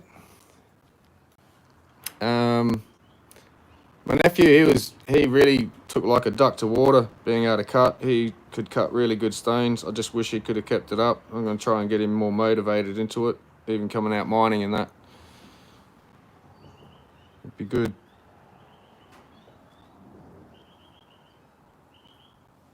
I think that's what sort of helped me start this channel up too, is you find, if you've been around enough people and you're finally, interested in Opal, you don't maybe realise it. But for me, it was, even at a lapidary club, not everyone's interested in Opal. It's all geology or, other stuff that you do there. It's not just cutting, they're carving and goldsmithing and gold seeking and field trips and stuff. But for me, it was like, this is my Opal club. But not everybody saw it that way. So sometimes you find yourself not isolated. I mean, it's an interesting topic, but yeah, it's not Opal. And so being able to get you guys as a group is absolutely fantastic for me, because clearly you're all interested in Opal. I couldn't ask for anything more.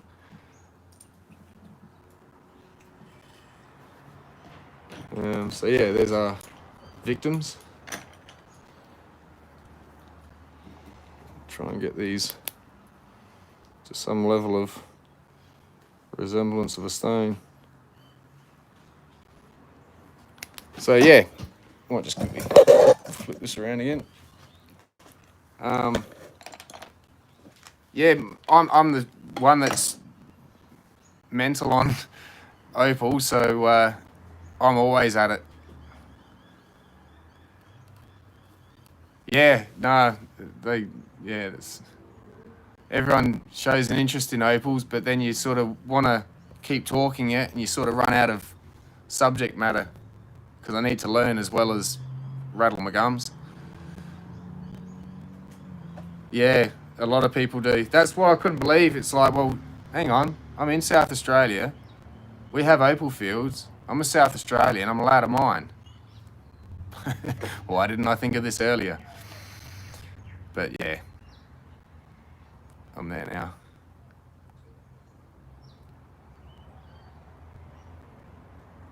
And Barmer, wow. There you go.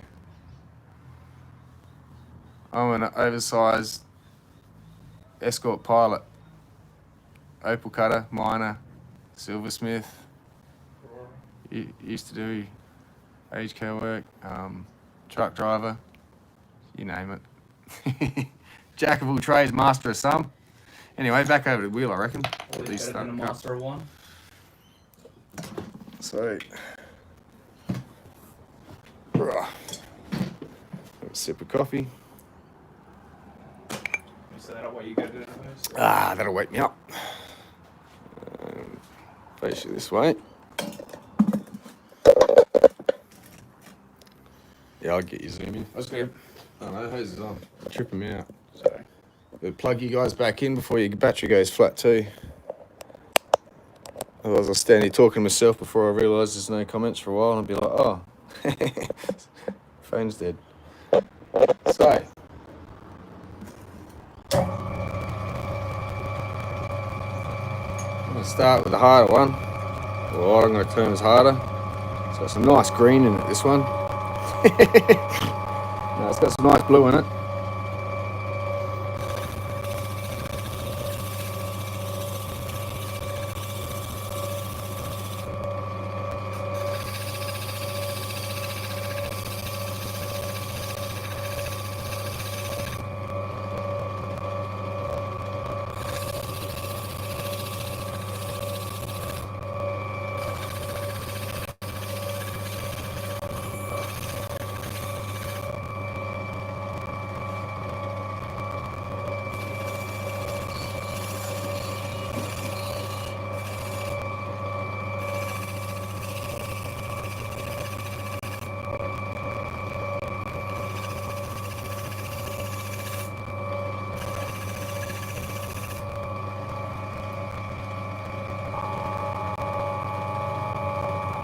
So I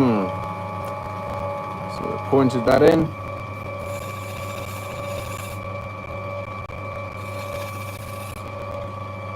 There we go. So now this one we can sort of see the bar down there. Ducks right under, it's pretty even.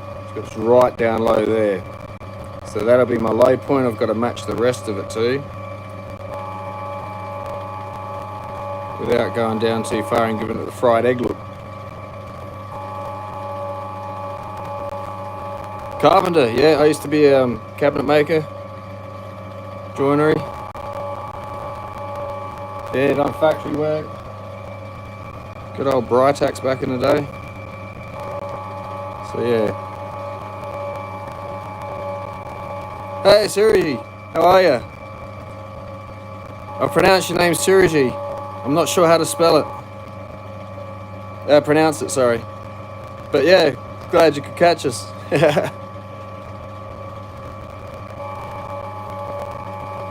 Carpet layer, awesome.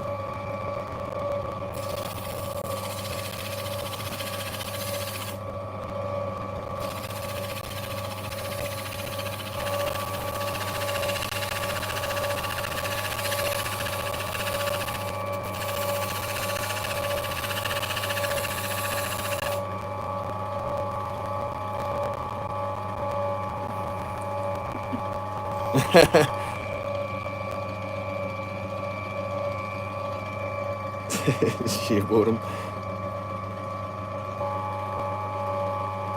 Yeah, no, I'm glad it's not just Australia that's got opal, so there is some variation. So you've got other countries with their opals.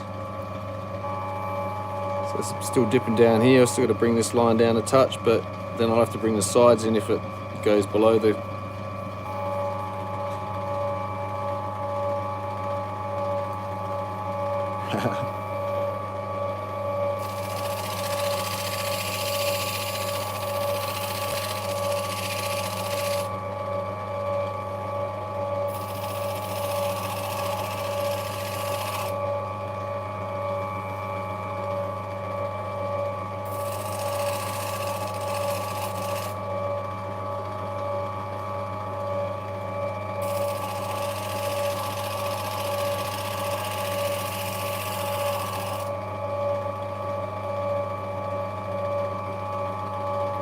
Just getting this line even all the way around here. I'm going to have to bring it in a touch because on the top it's gone down past the colour bar.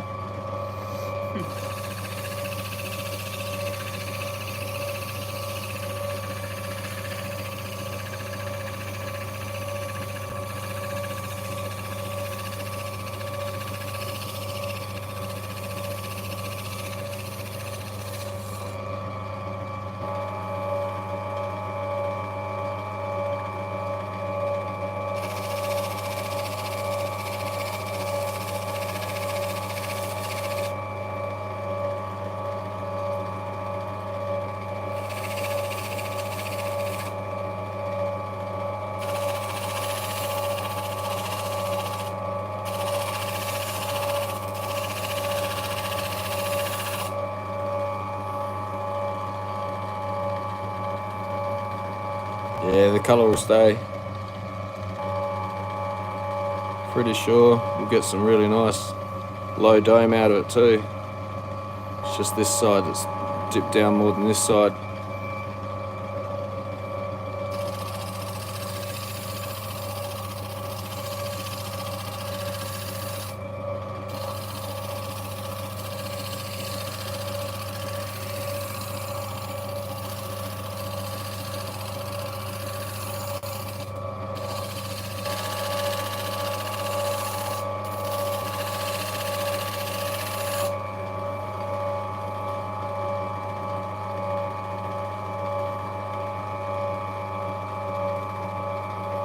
Torch on it, that'll help.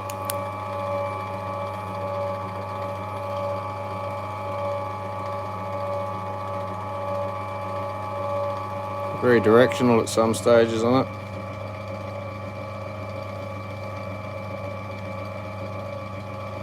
But there is colour all over there.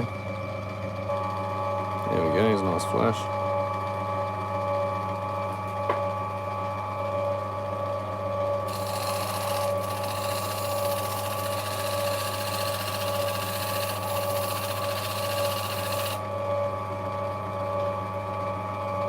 This part here hasn't touched yet. I've got to bring it down to there. Let's get a finish over it.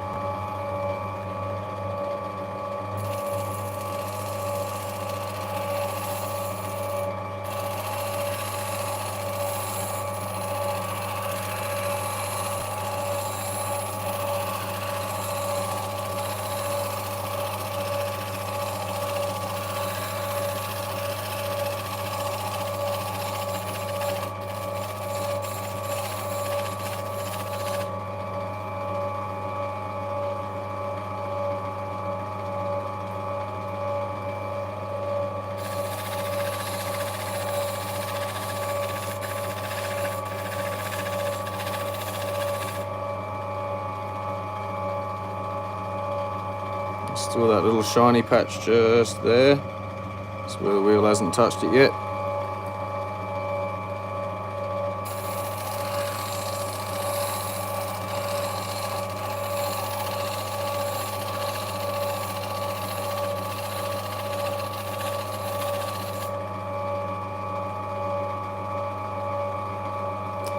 Still not doing it.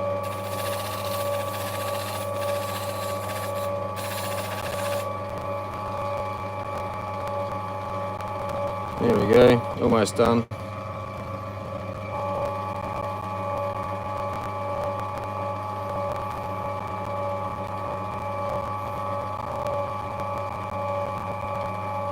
So I'm just reading your comments.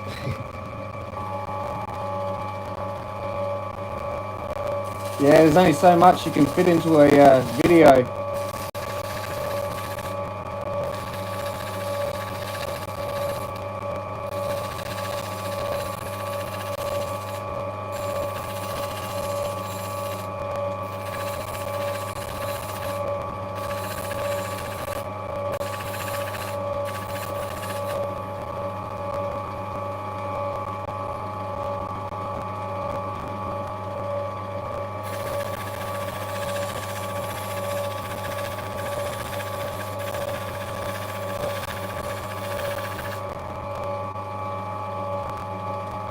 There's still a little spot there. Right there. Still enough meat on the bone though.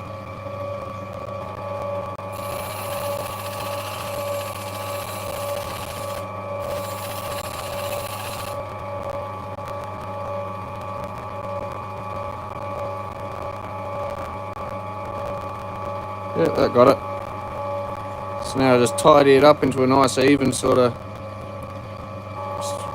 wheel marks. So they're a little bit all over the place. So I'll just do some laps. Redo the edge.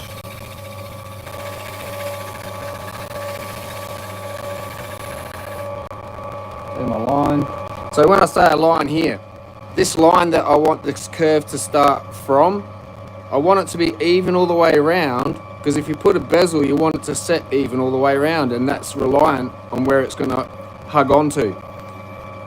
cut an odd shaped stone, put some claws on, not a problem. You could sort of cope. But if you're going to bezel set, it's got to be even.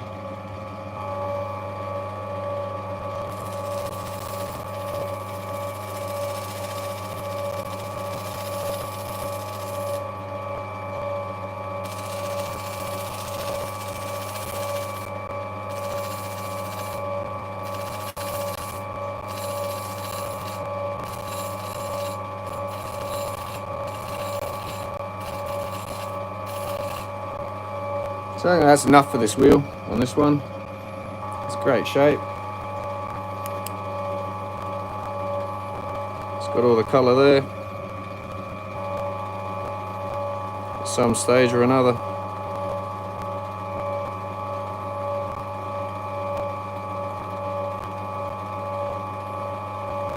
It's as best as that's going to be. So to do any more thinking you're going to get a better result, you're going to lose whatever you've got for a risk of, yeah, what? It's a blue one. It's very light. Sorry, not very bright. And it is a black opal, so it's worth something. But to risk losing what's left, just keep it as is. And the next one will be this one.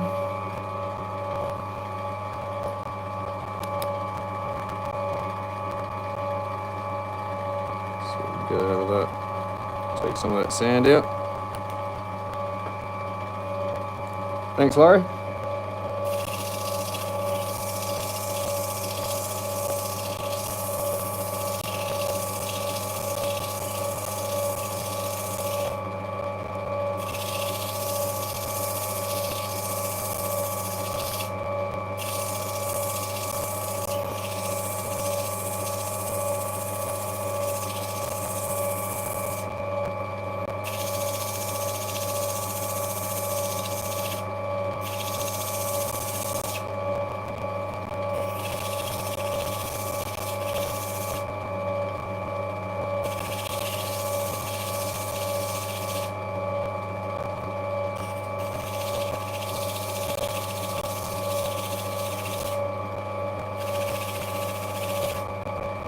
It's a little tic-tac.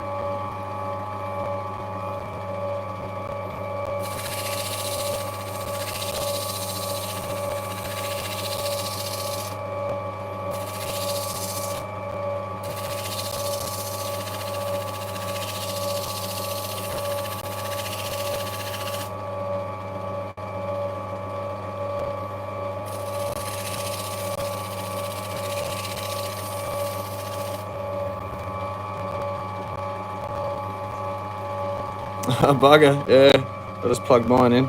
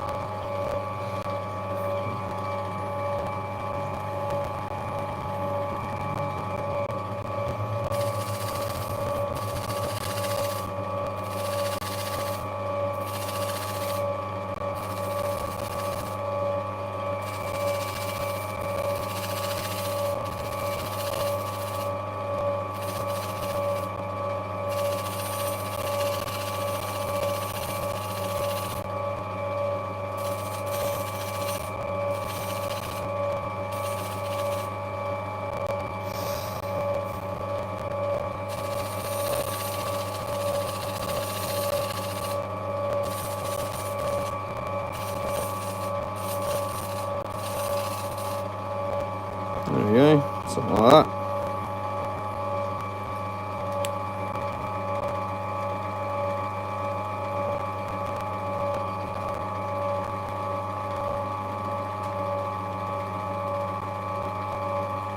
Yep, that'll do.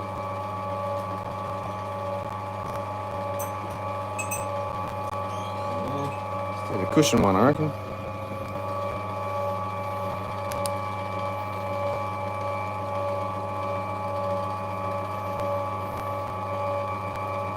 See what can come of that.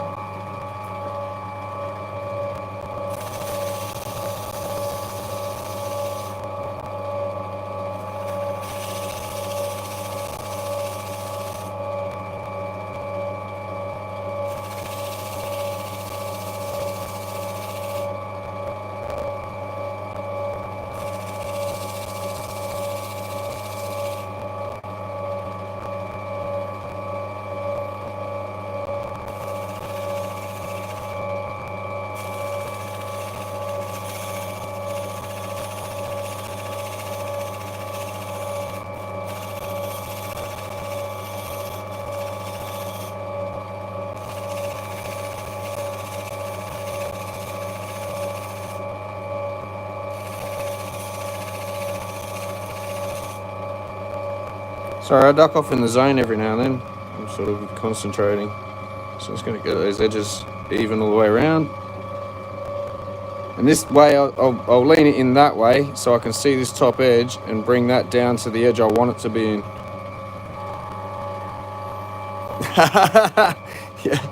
Yeah, I thought I'm not just going to half cut some stones.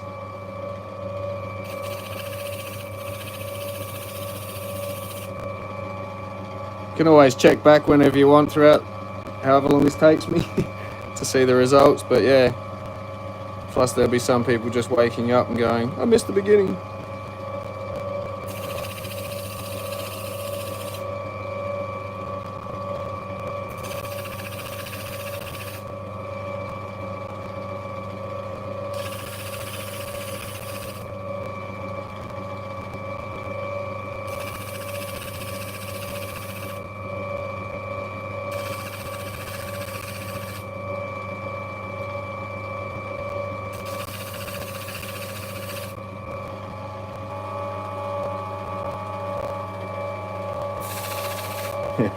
And testing the title was kind of a preemptive strike on anything going wrong.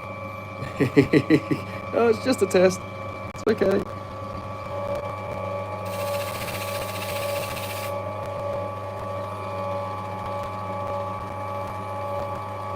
Alright, so first is you got to get your rounds. Get the nice little even rounds on each corner. But then you're going to be left with these corners that want to run up that into the middle, as you know. So the corners you leave till last.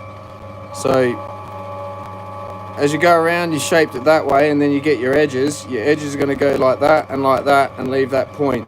Leave it there. From there, I'm going to go around like I would be cutting a stone, but I'm going to sort of slide it down as I go down edge, turn it, slide it down, turn it, slide it down, and so forth all the way around. That will still continue that curve.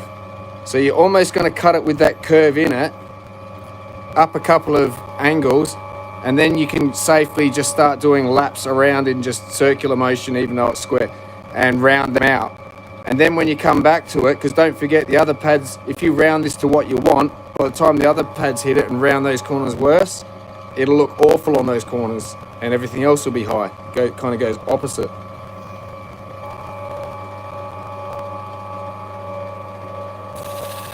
This corner up.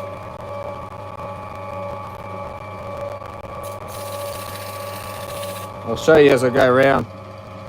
So there we go, I've got all the edges I want nice and even. They all meet up one through to the next. That one's a little bit out.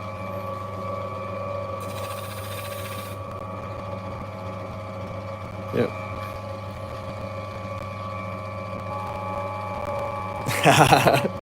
Kenneth, that's hilarious. So yeah, I'll show you what I mean. So on the edges, I'm not going to do the angle that brings it down to that edge. I want the next angle up. So I just tilt it a bit, slide it, turn, keep it square, slide it, slide it, slide it.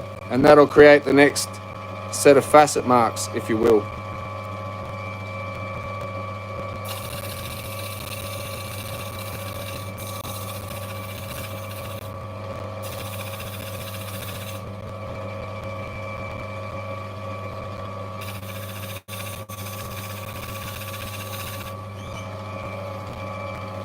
Dry that off, you'll see the first one there, the next one's up there. And so now I'm up there, I'm going to get them a bit more square as I go around.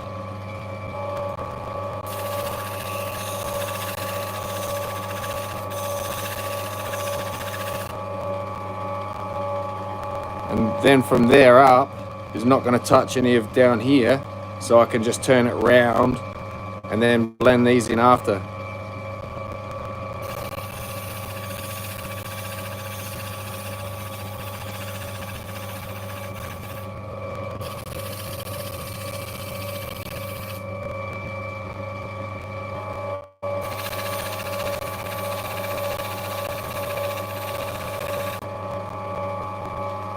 So you get that sort of a rounded top, and then I can start bringing it down. Just don't hit the corners.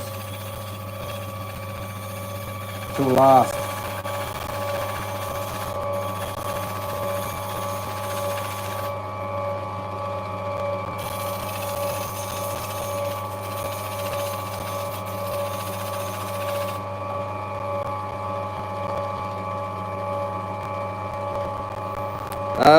No. I mean, for a bit of fun, I just cut some gypsum. It's got a hardness of 2 and it came up pretty well polished.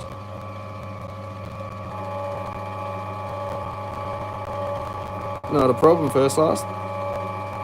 So as you can see, that top's sort of getting nicely rounded and you can't really notice it coming out to the corners. But the corners, if you look from the side, are still there. So this is where I might knock a bit of the corner sharpness out with this wheel. And it's just a little tap, tap, tap on the wheel. Only on the corners, not all the way around the side. So I'll show you a couple of them. So I don't know if the camera's going to show. Let's see if I can zoom in a bit. So the sharpness of that corner still. I've taken the tips off on these 2 ends, so you can sort of see that corner's not so sharp. It's going up a bit now. Same as that one, it's starting to come level. These ones still duck up at the edges.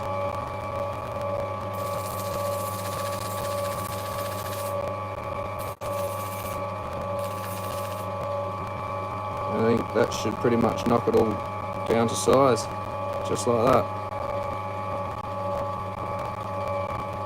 Maybe a bit too far even. So I'll just go around the edges again.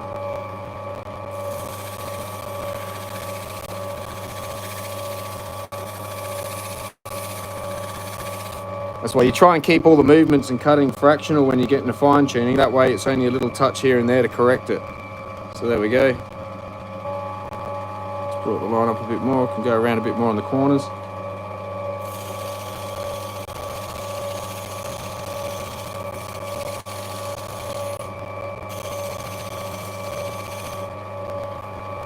I suppose the line I'm referring to is, I should call it the bezel line, even if it's going to be claws. But the line around there, straight, straight. Oops, waves up a bit there. We'll sort that out in the next wheel. That corner on this edge.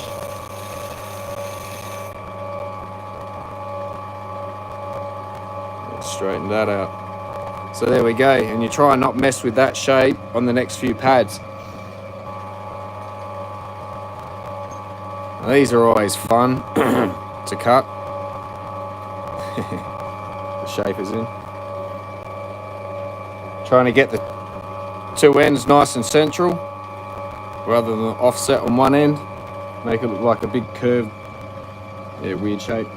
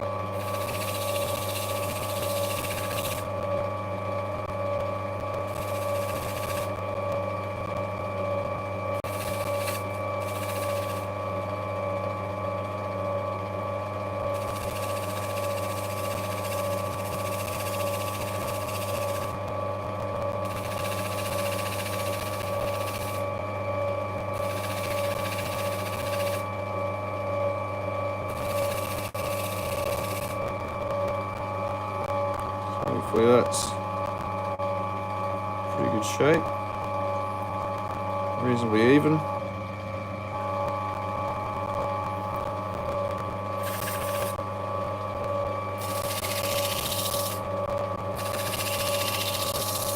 So on the long edges, I like to run down the long edges and don't touch these tips. Same reason as the other one. You don't want them to come down further than needed, otherwise you have to correct it, bringing it in, making that sharp a bit more rounded.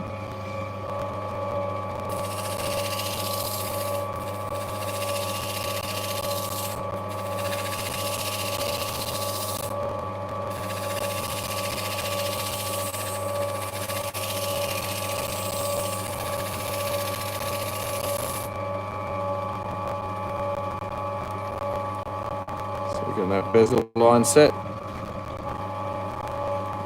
That also denotes how high up your dome can come.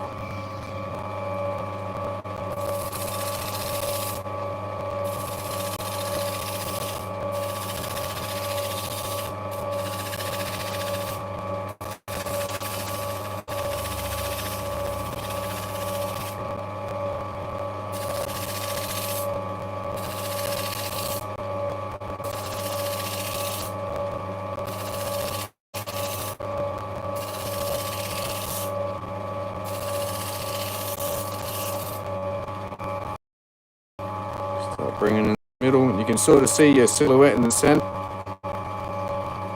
In the distance from where you haven't cut, should be even all the way around.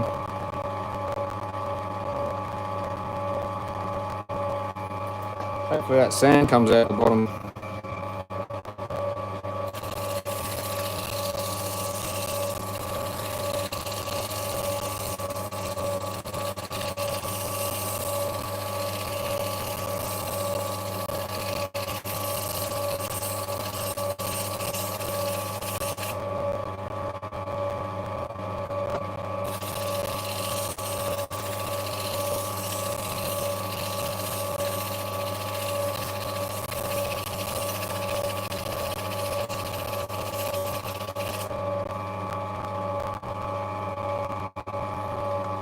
So that's sorted.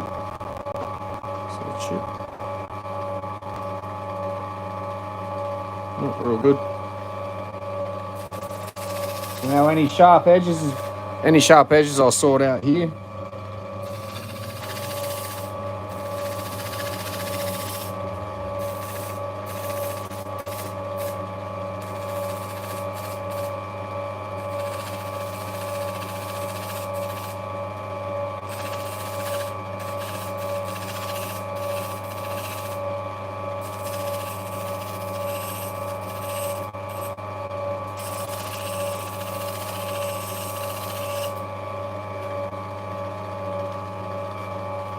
I think that's got it.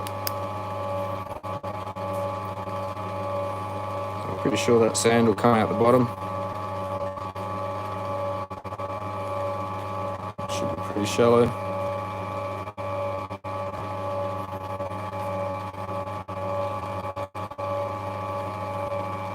Yeah, I'm hoping I'm using my mobile live stream because the Wi-Fi here can cut out in the shed sometimes, but yeah.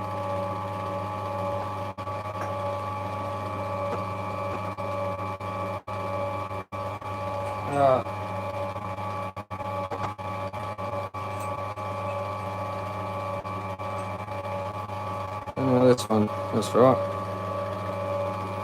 Last one. So this is one out of the Mintaby as well. Mintaby and a Mooka.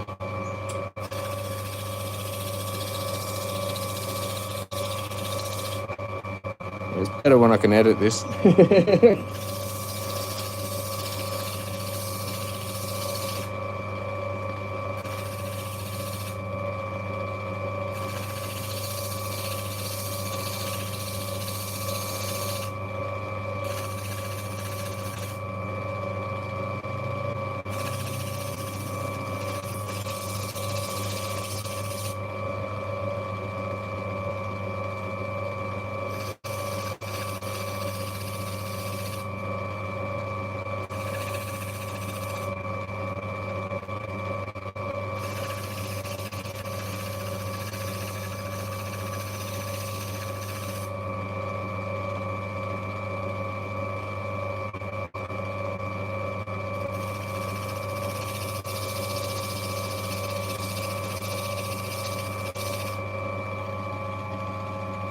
Sorry if I'm concentrating for a second.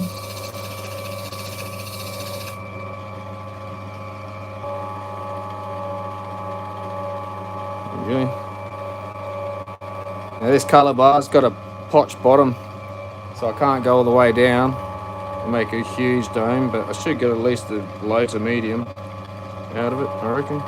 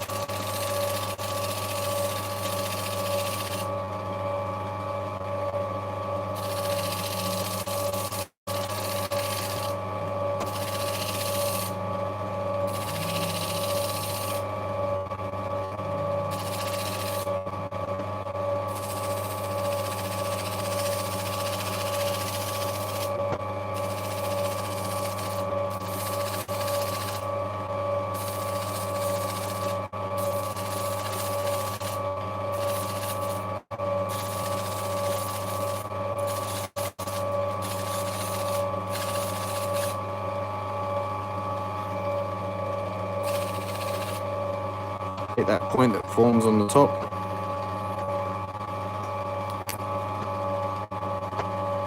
Hopefully I didn't kill all the colour.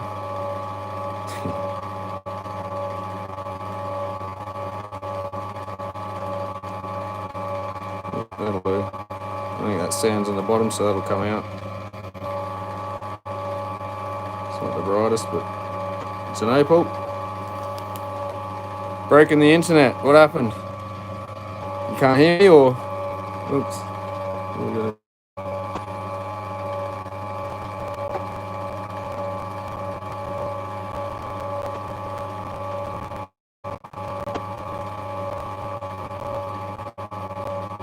Oh, damn it.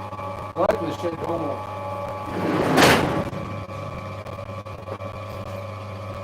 Hopefully it's just a satellite going past a bit and then it will catch up with the next one. Damn it. Sorry. Is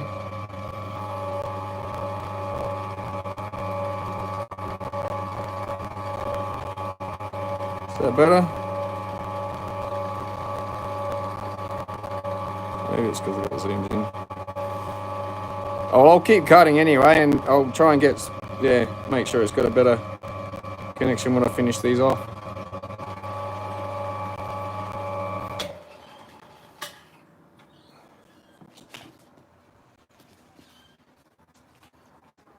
This is here we gonna get these on, just magnetic, bang, off you go. Hope you can still hear me, or at least see what's going on. I have to figure out how to get a better internet connection, even if they pay for it.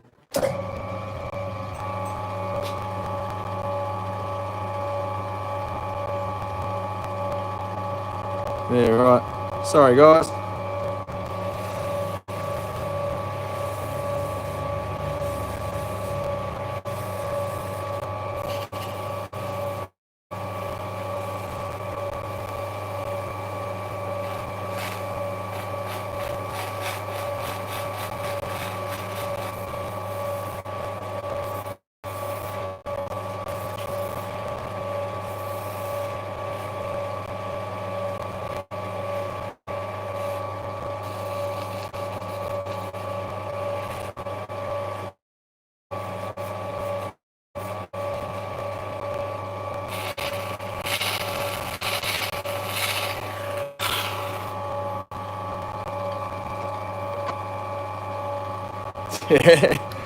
Yeah, possums around here. We had a fair few koalas till the council cut the decent trees down. Now they're not in this area so much. No worries, Laurie. Thanks for being here. And yeah, I'll probably do a little video and post all the results of this or something.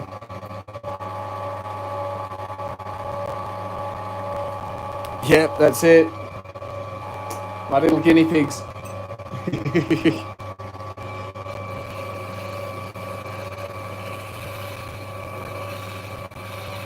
I figured also if the clock's ticking over around the world, not everyone's going to be able to tune in straight away. So yeah, it might give some others a chance that might just be waking up and going, oh no.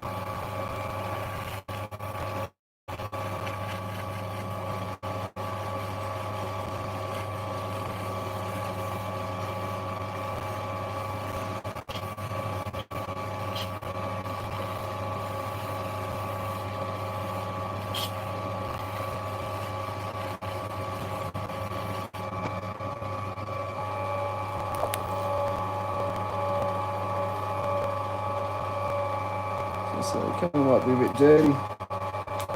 Better check the camera. Any water? No.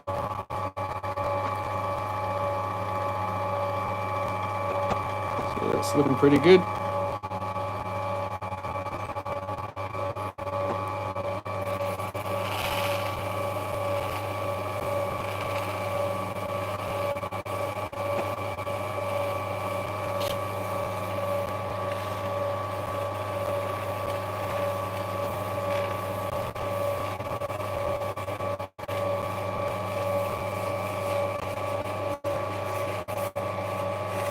So I like to rock this opal as well. You don't want it to create facets that you did when you were cutting the stone as well. You've got to get all those out.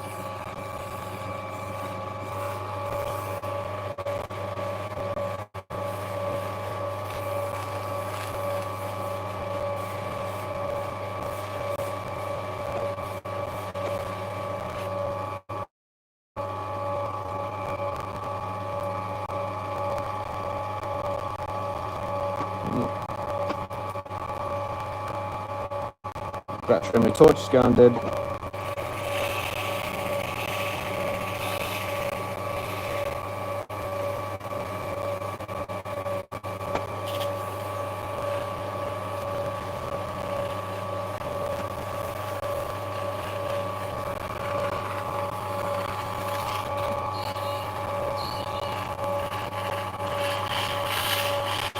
Yeah, will do.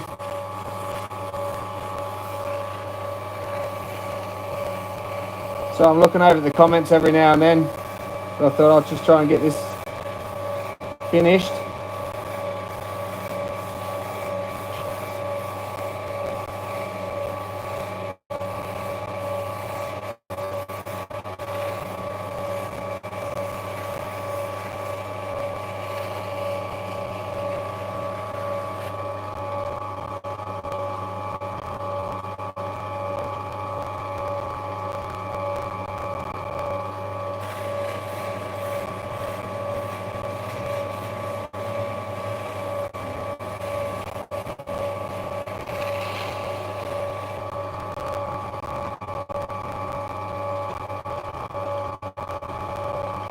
What I might do, I might just finish this one off for you.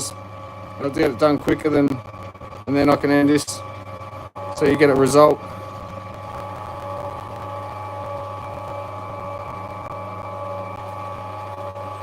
I'll just finish this one off quickly.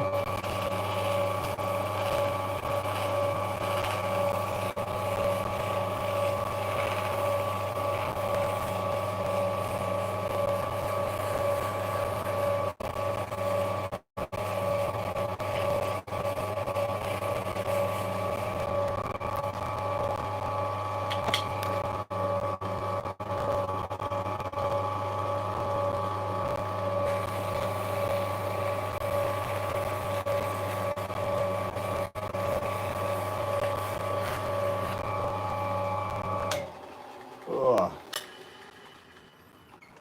the sound of silence. So I'll just quickly flick through the pads and get this black opal done.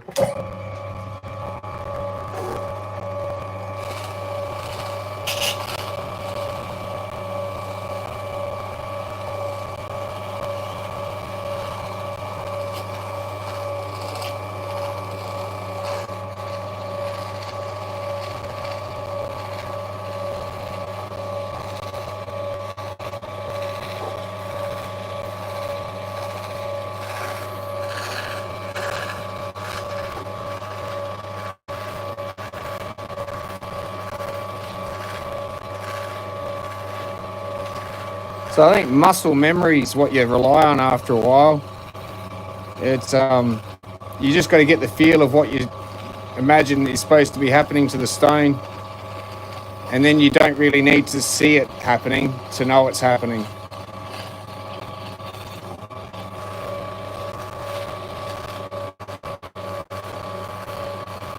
Even just the little motion of rocking a stone like this to get that round is kind of important to the finish.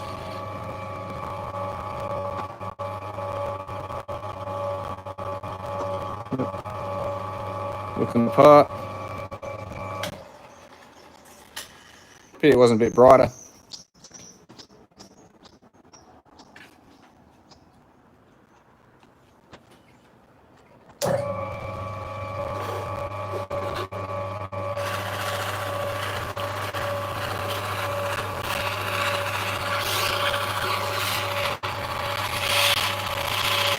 Yeah, I'll have to check that. It's the iPhone 11 Pro Max, so it's sort of got a pretty good camera, but when it goes to things like WhatsApp, live streaming, video calls, it switches to a camera that's just not good. It certainly is, Edward.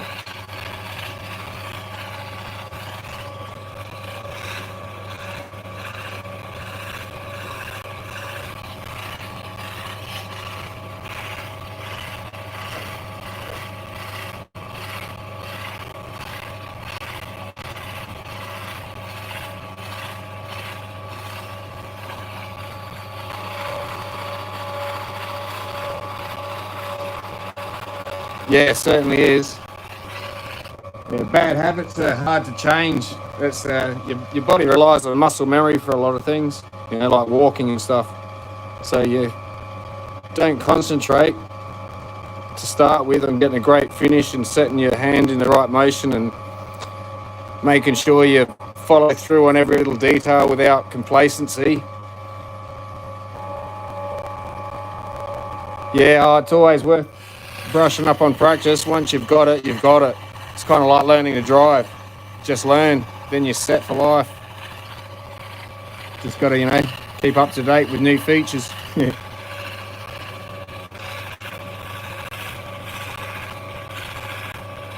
Fucking mud, eh?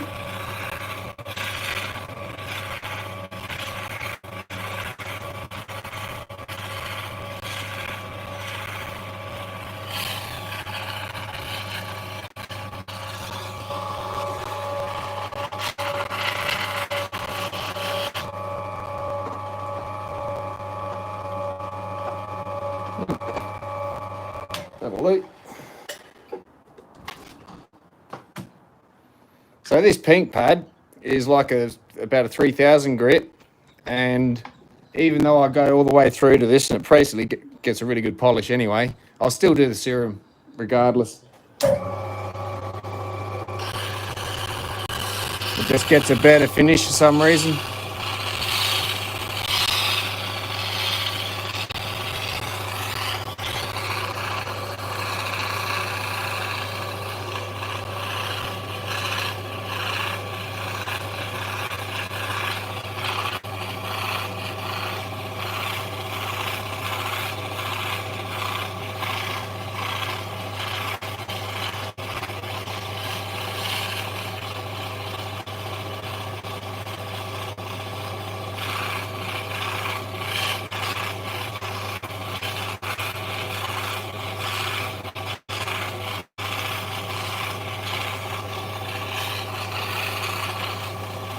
And there we go. That should be enough of that.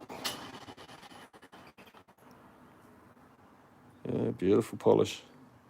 But we're going to go a step further and get it on the other wheel.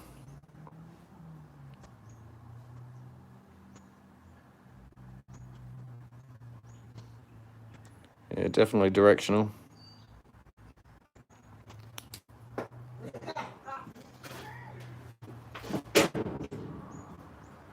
Just going to switch you around here. Try not to drop you. And head over here. So just going to swap these plugs over. Now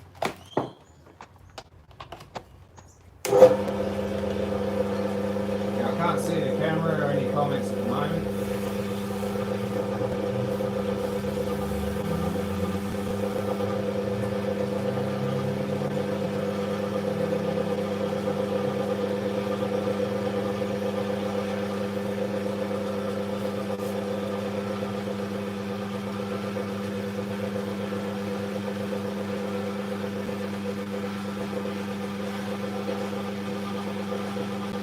I'm not blocking your view.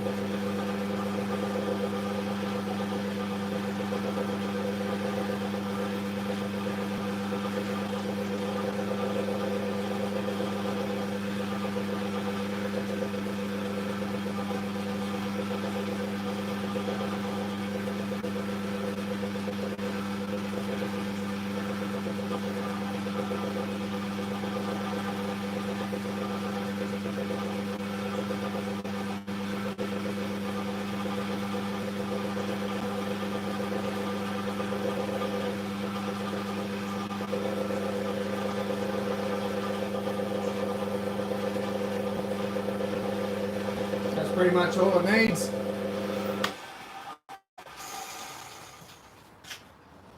I'll just don't get dizzy. I'll switch this around.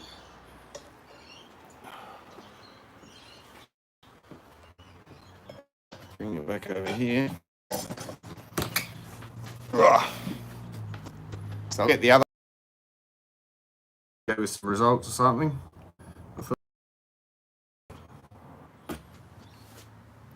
Turn the light on.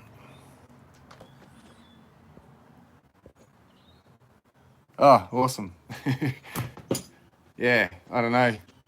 Don't know if it's something I'm doing, if it's out here. Every now and then it does drop off. Sometimes I'm on the phone with my man while I'm doing all this, and he cuts in and out. Oh, damn. Spoke too soon. All right, just turn you around for a sec. Have a look.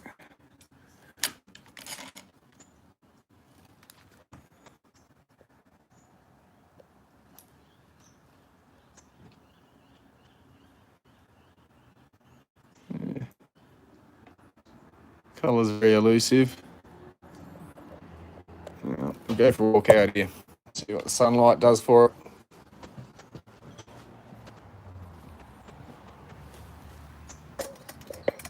Let's see.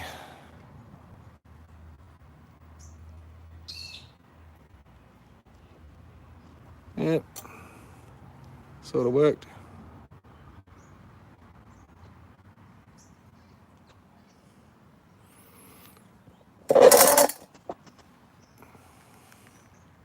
Can't even see in the camera of the sun. It's probably a bad idea. There we go. Now I can see.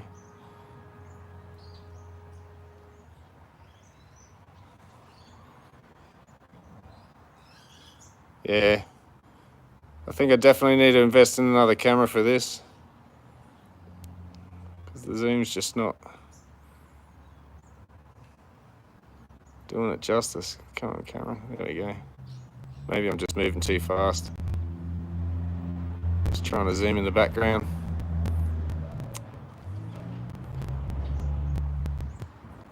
Anyway. Yeah, it's nice stone. Right.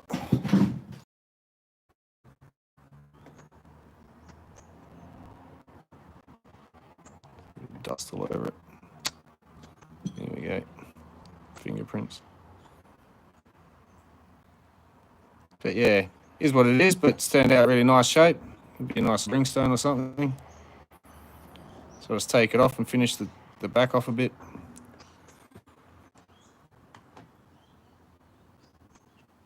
I suppose just quickly.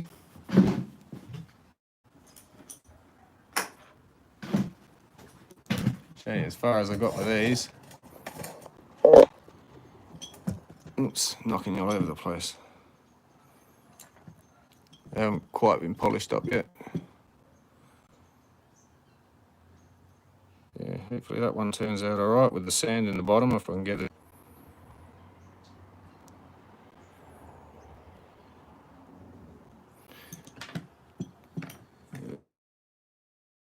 Not sure about this one. Yeah, there's a bit of colour there, a little tic-tac.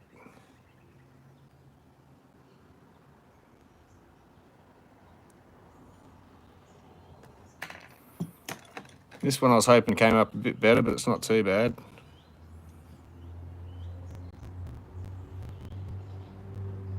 At least it's got colour.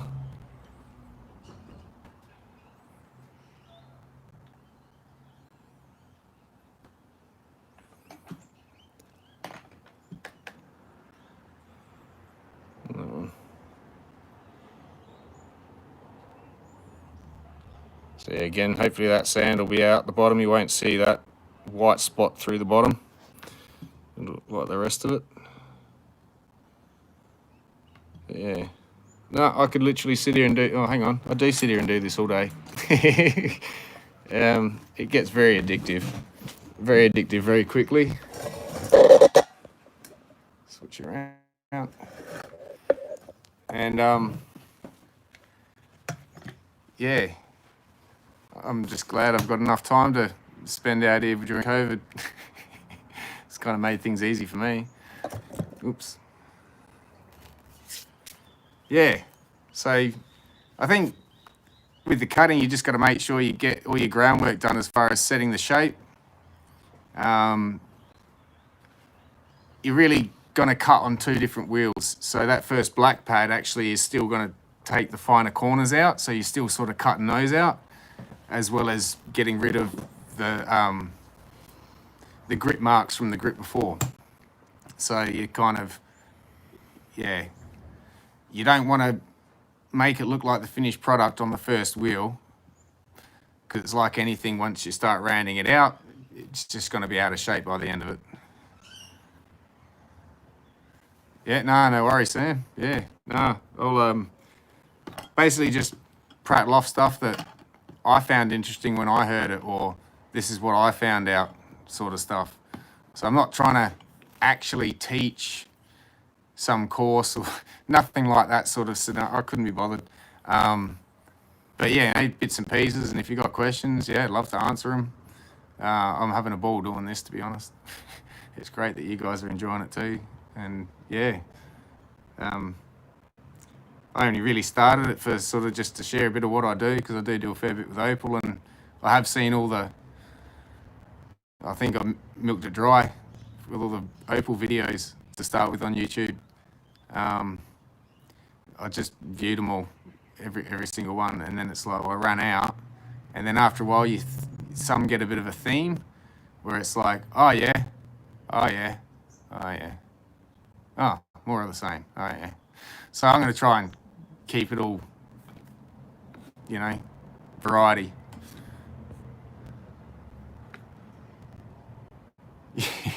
Thanks for bringing it up again. No, I think I'm over it. I'm just pretending I know you all somehow, as if we've met, and, well, some of you I have.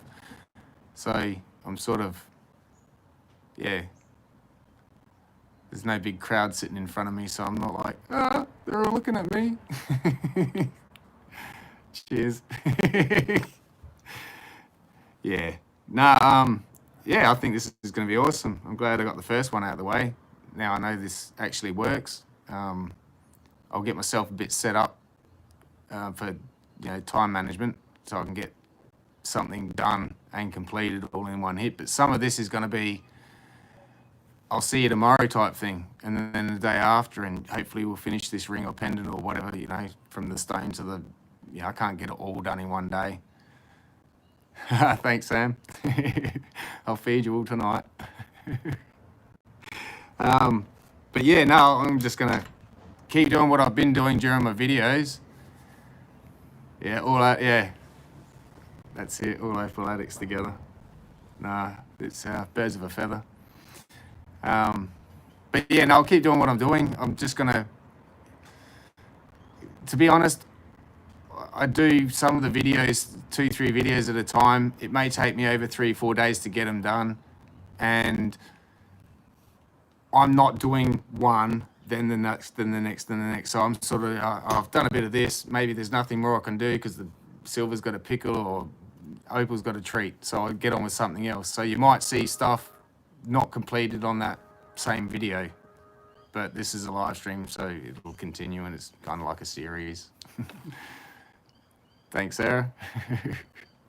Yeah, so I can't wait till, now everything's a don't quote me, but next weekend I plan on being in Andamuka.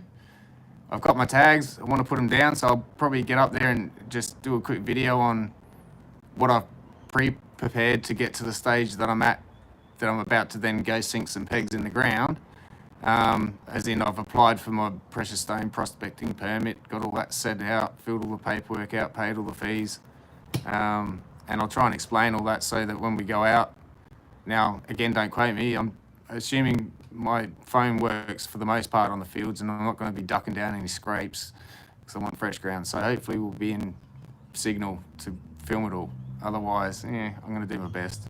I'll just put it up in a video one way or another.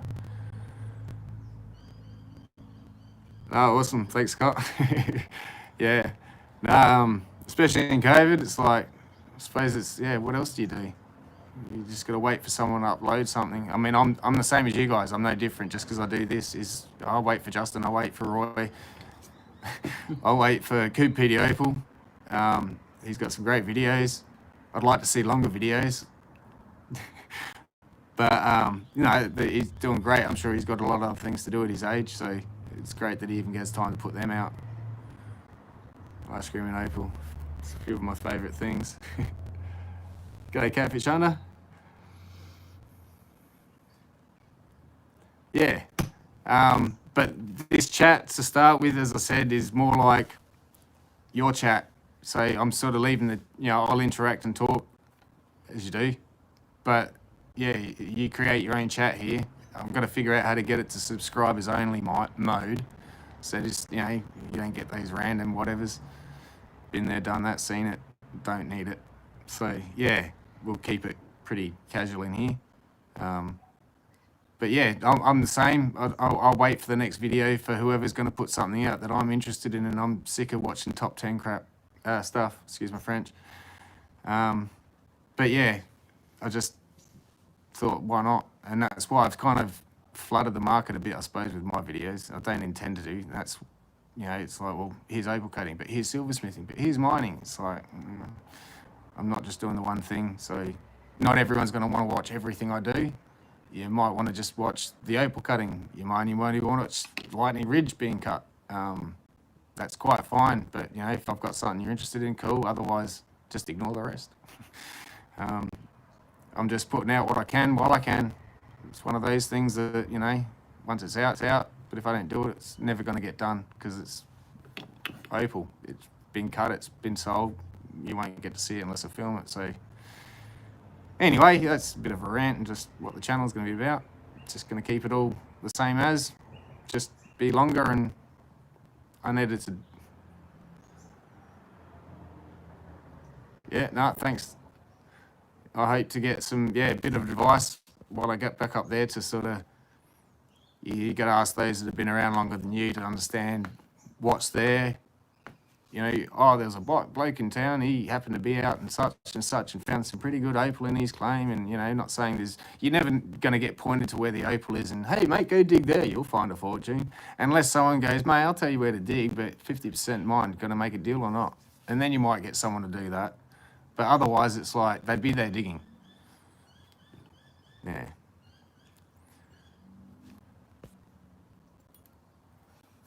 Yeah, right, first time. No, that's what I want to, just keep it us orientated, not the whole internet. That's why I didn't advertise as anything, I haven't bothered marketing myself. It's like, I like word of mouth myself. That's how I found most of the good stuff. Yeah, no, I gather that. Most of the time I'm going to refer to, even though if I know your name, I'll refer to your screen name just for privacy. I've been on chats before and it's like, anyway, I won't go there. Yeah, we are. We're pretty much relaxed, I think.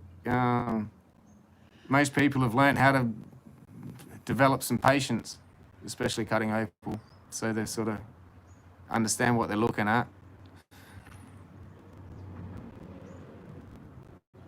Yeah, no, if it's that easy, they'd grab it. I mean, there is a such thing as you can only peg so much ground. So, you run the risk if there's a few different spots with opal where you can't go mining them all.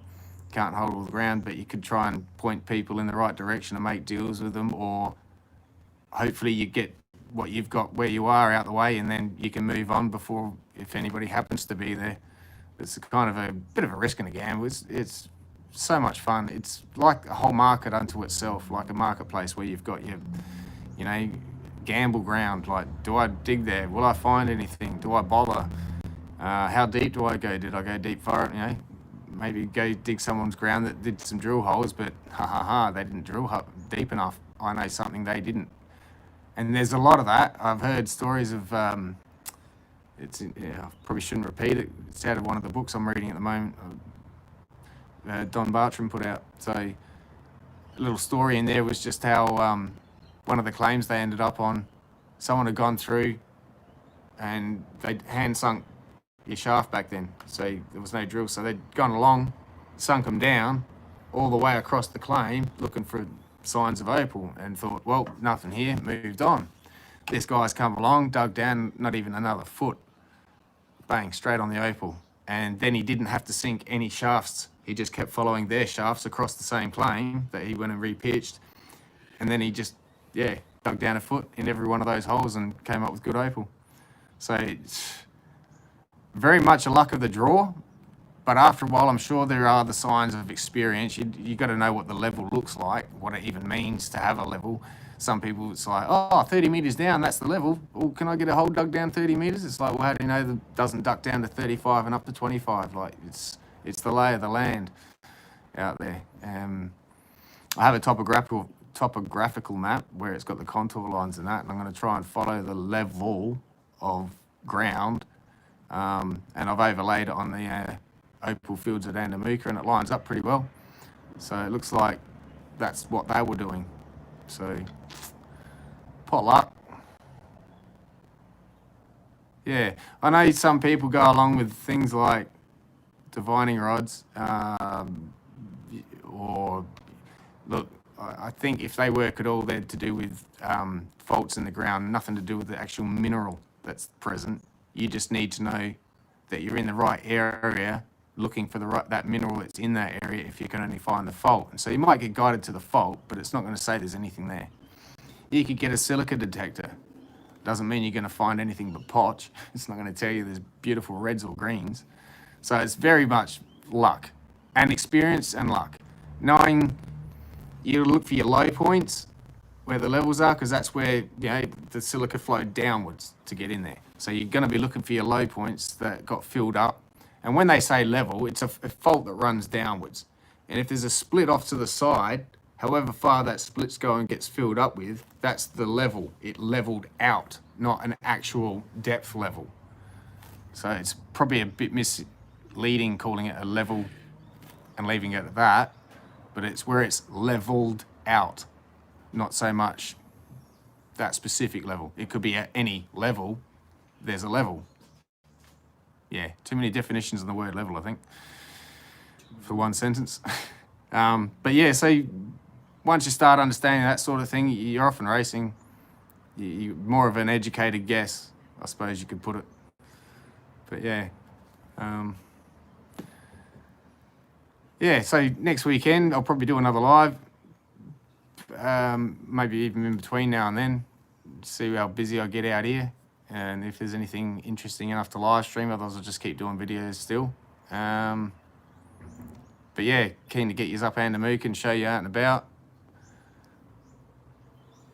No, pleasure, Stephen.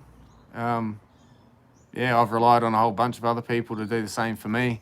So I'm sort of rounding up a whole bunch of knowledge here. Not that I'm that knowledgeable, I'm not an expert. There's a lot of people that, oh God, I'd love to learn stuff from them. I like listening to the, if you don't mind me saying, the old timers out there, and it's just the character, the way they speak and they tell a story, and yeah, you just get that Opal fever listening to them. You don't even have to see the actual Opal, you can just picture it and go, oh God, those were the days. But yeah, so I might leave this video here for now. Live stream was a good test run. I'll finish these off and I'll just put a short video together with the results sort of thing. But I don't want to go, as I said, I'm going to try and keep my channel unique, so I don't want to go emulating other people. I won't name it, but here's the results from last live. I won't do that. Everyone's got their own thing, so, but nonetheless, I'll do things like that. And yeah, awesome. Thanks all for turning up. It's yeah, great, because I didn't advertise and you've all just stumbled across it, so that was great. Not a problem, Sam. Yeah, so all right. Thanks, Jacob. And yeah, I'll see you in the next video. Not a problem. All right. Oh yeah. See you later. Cheers.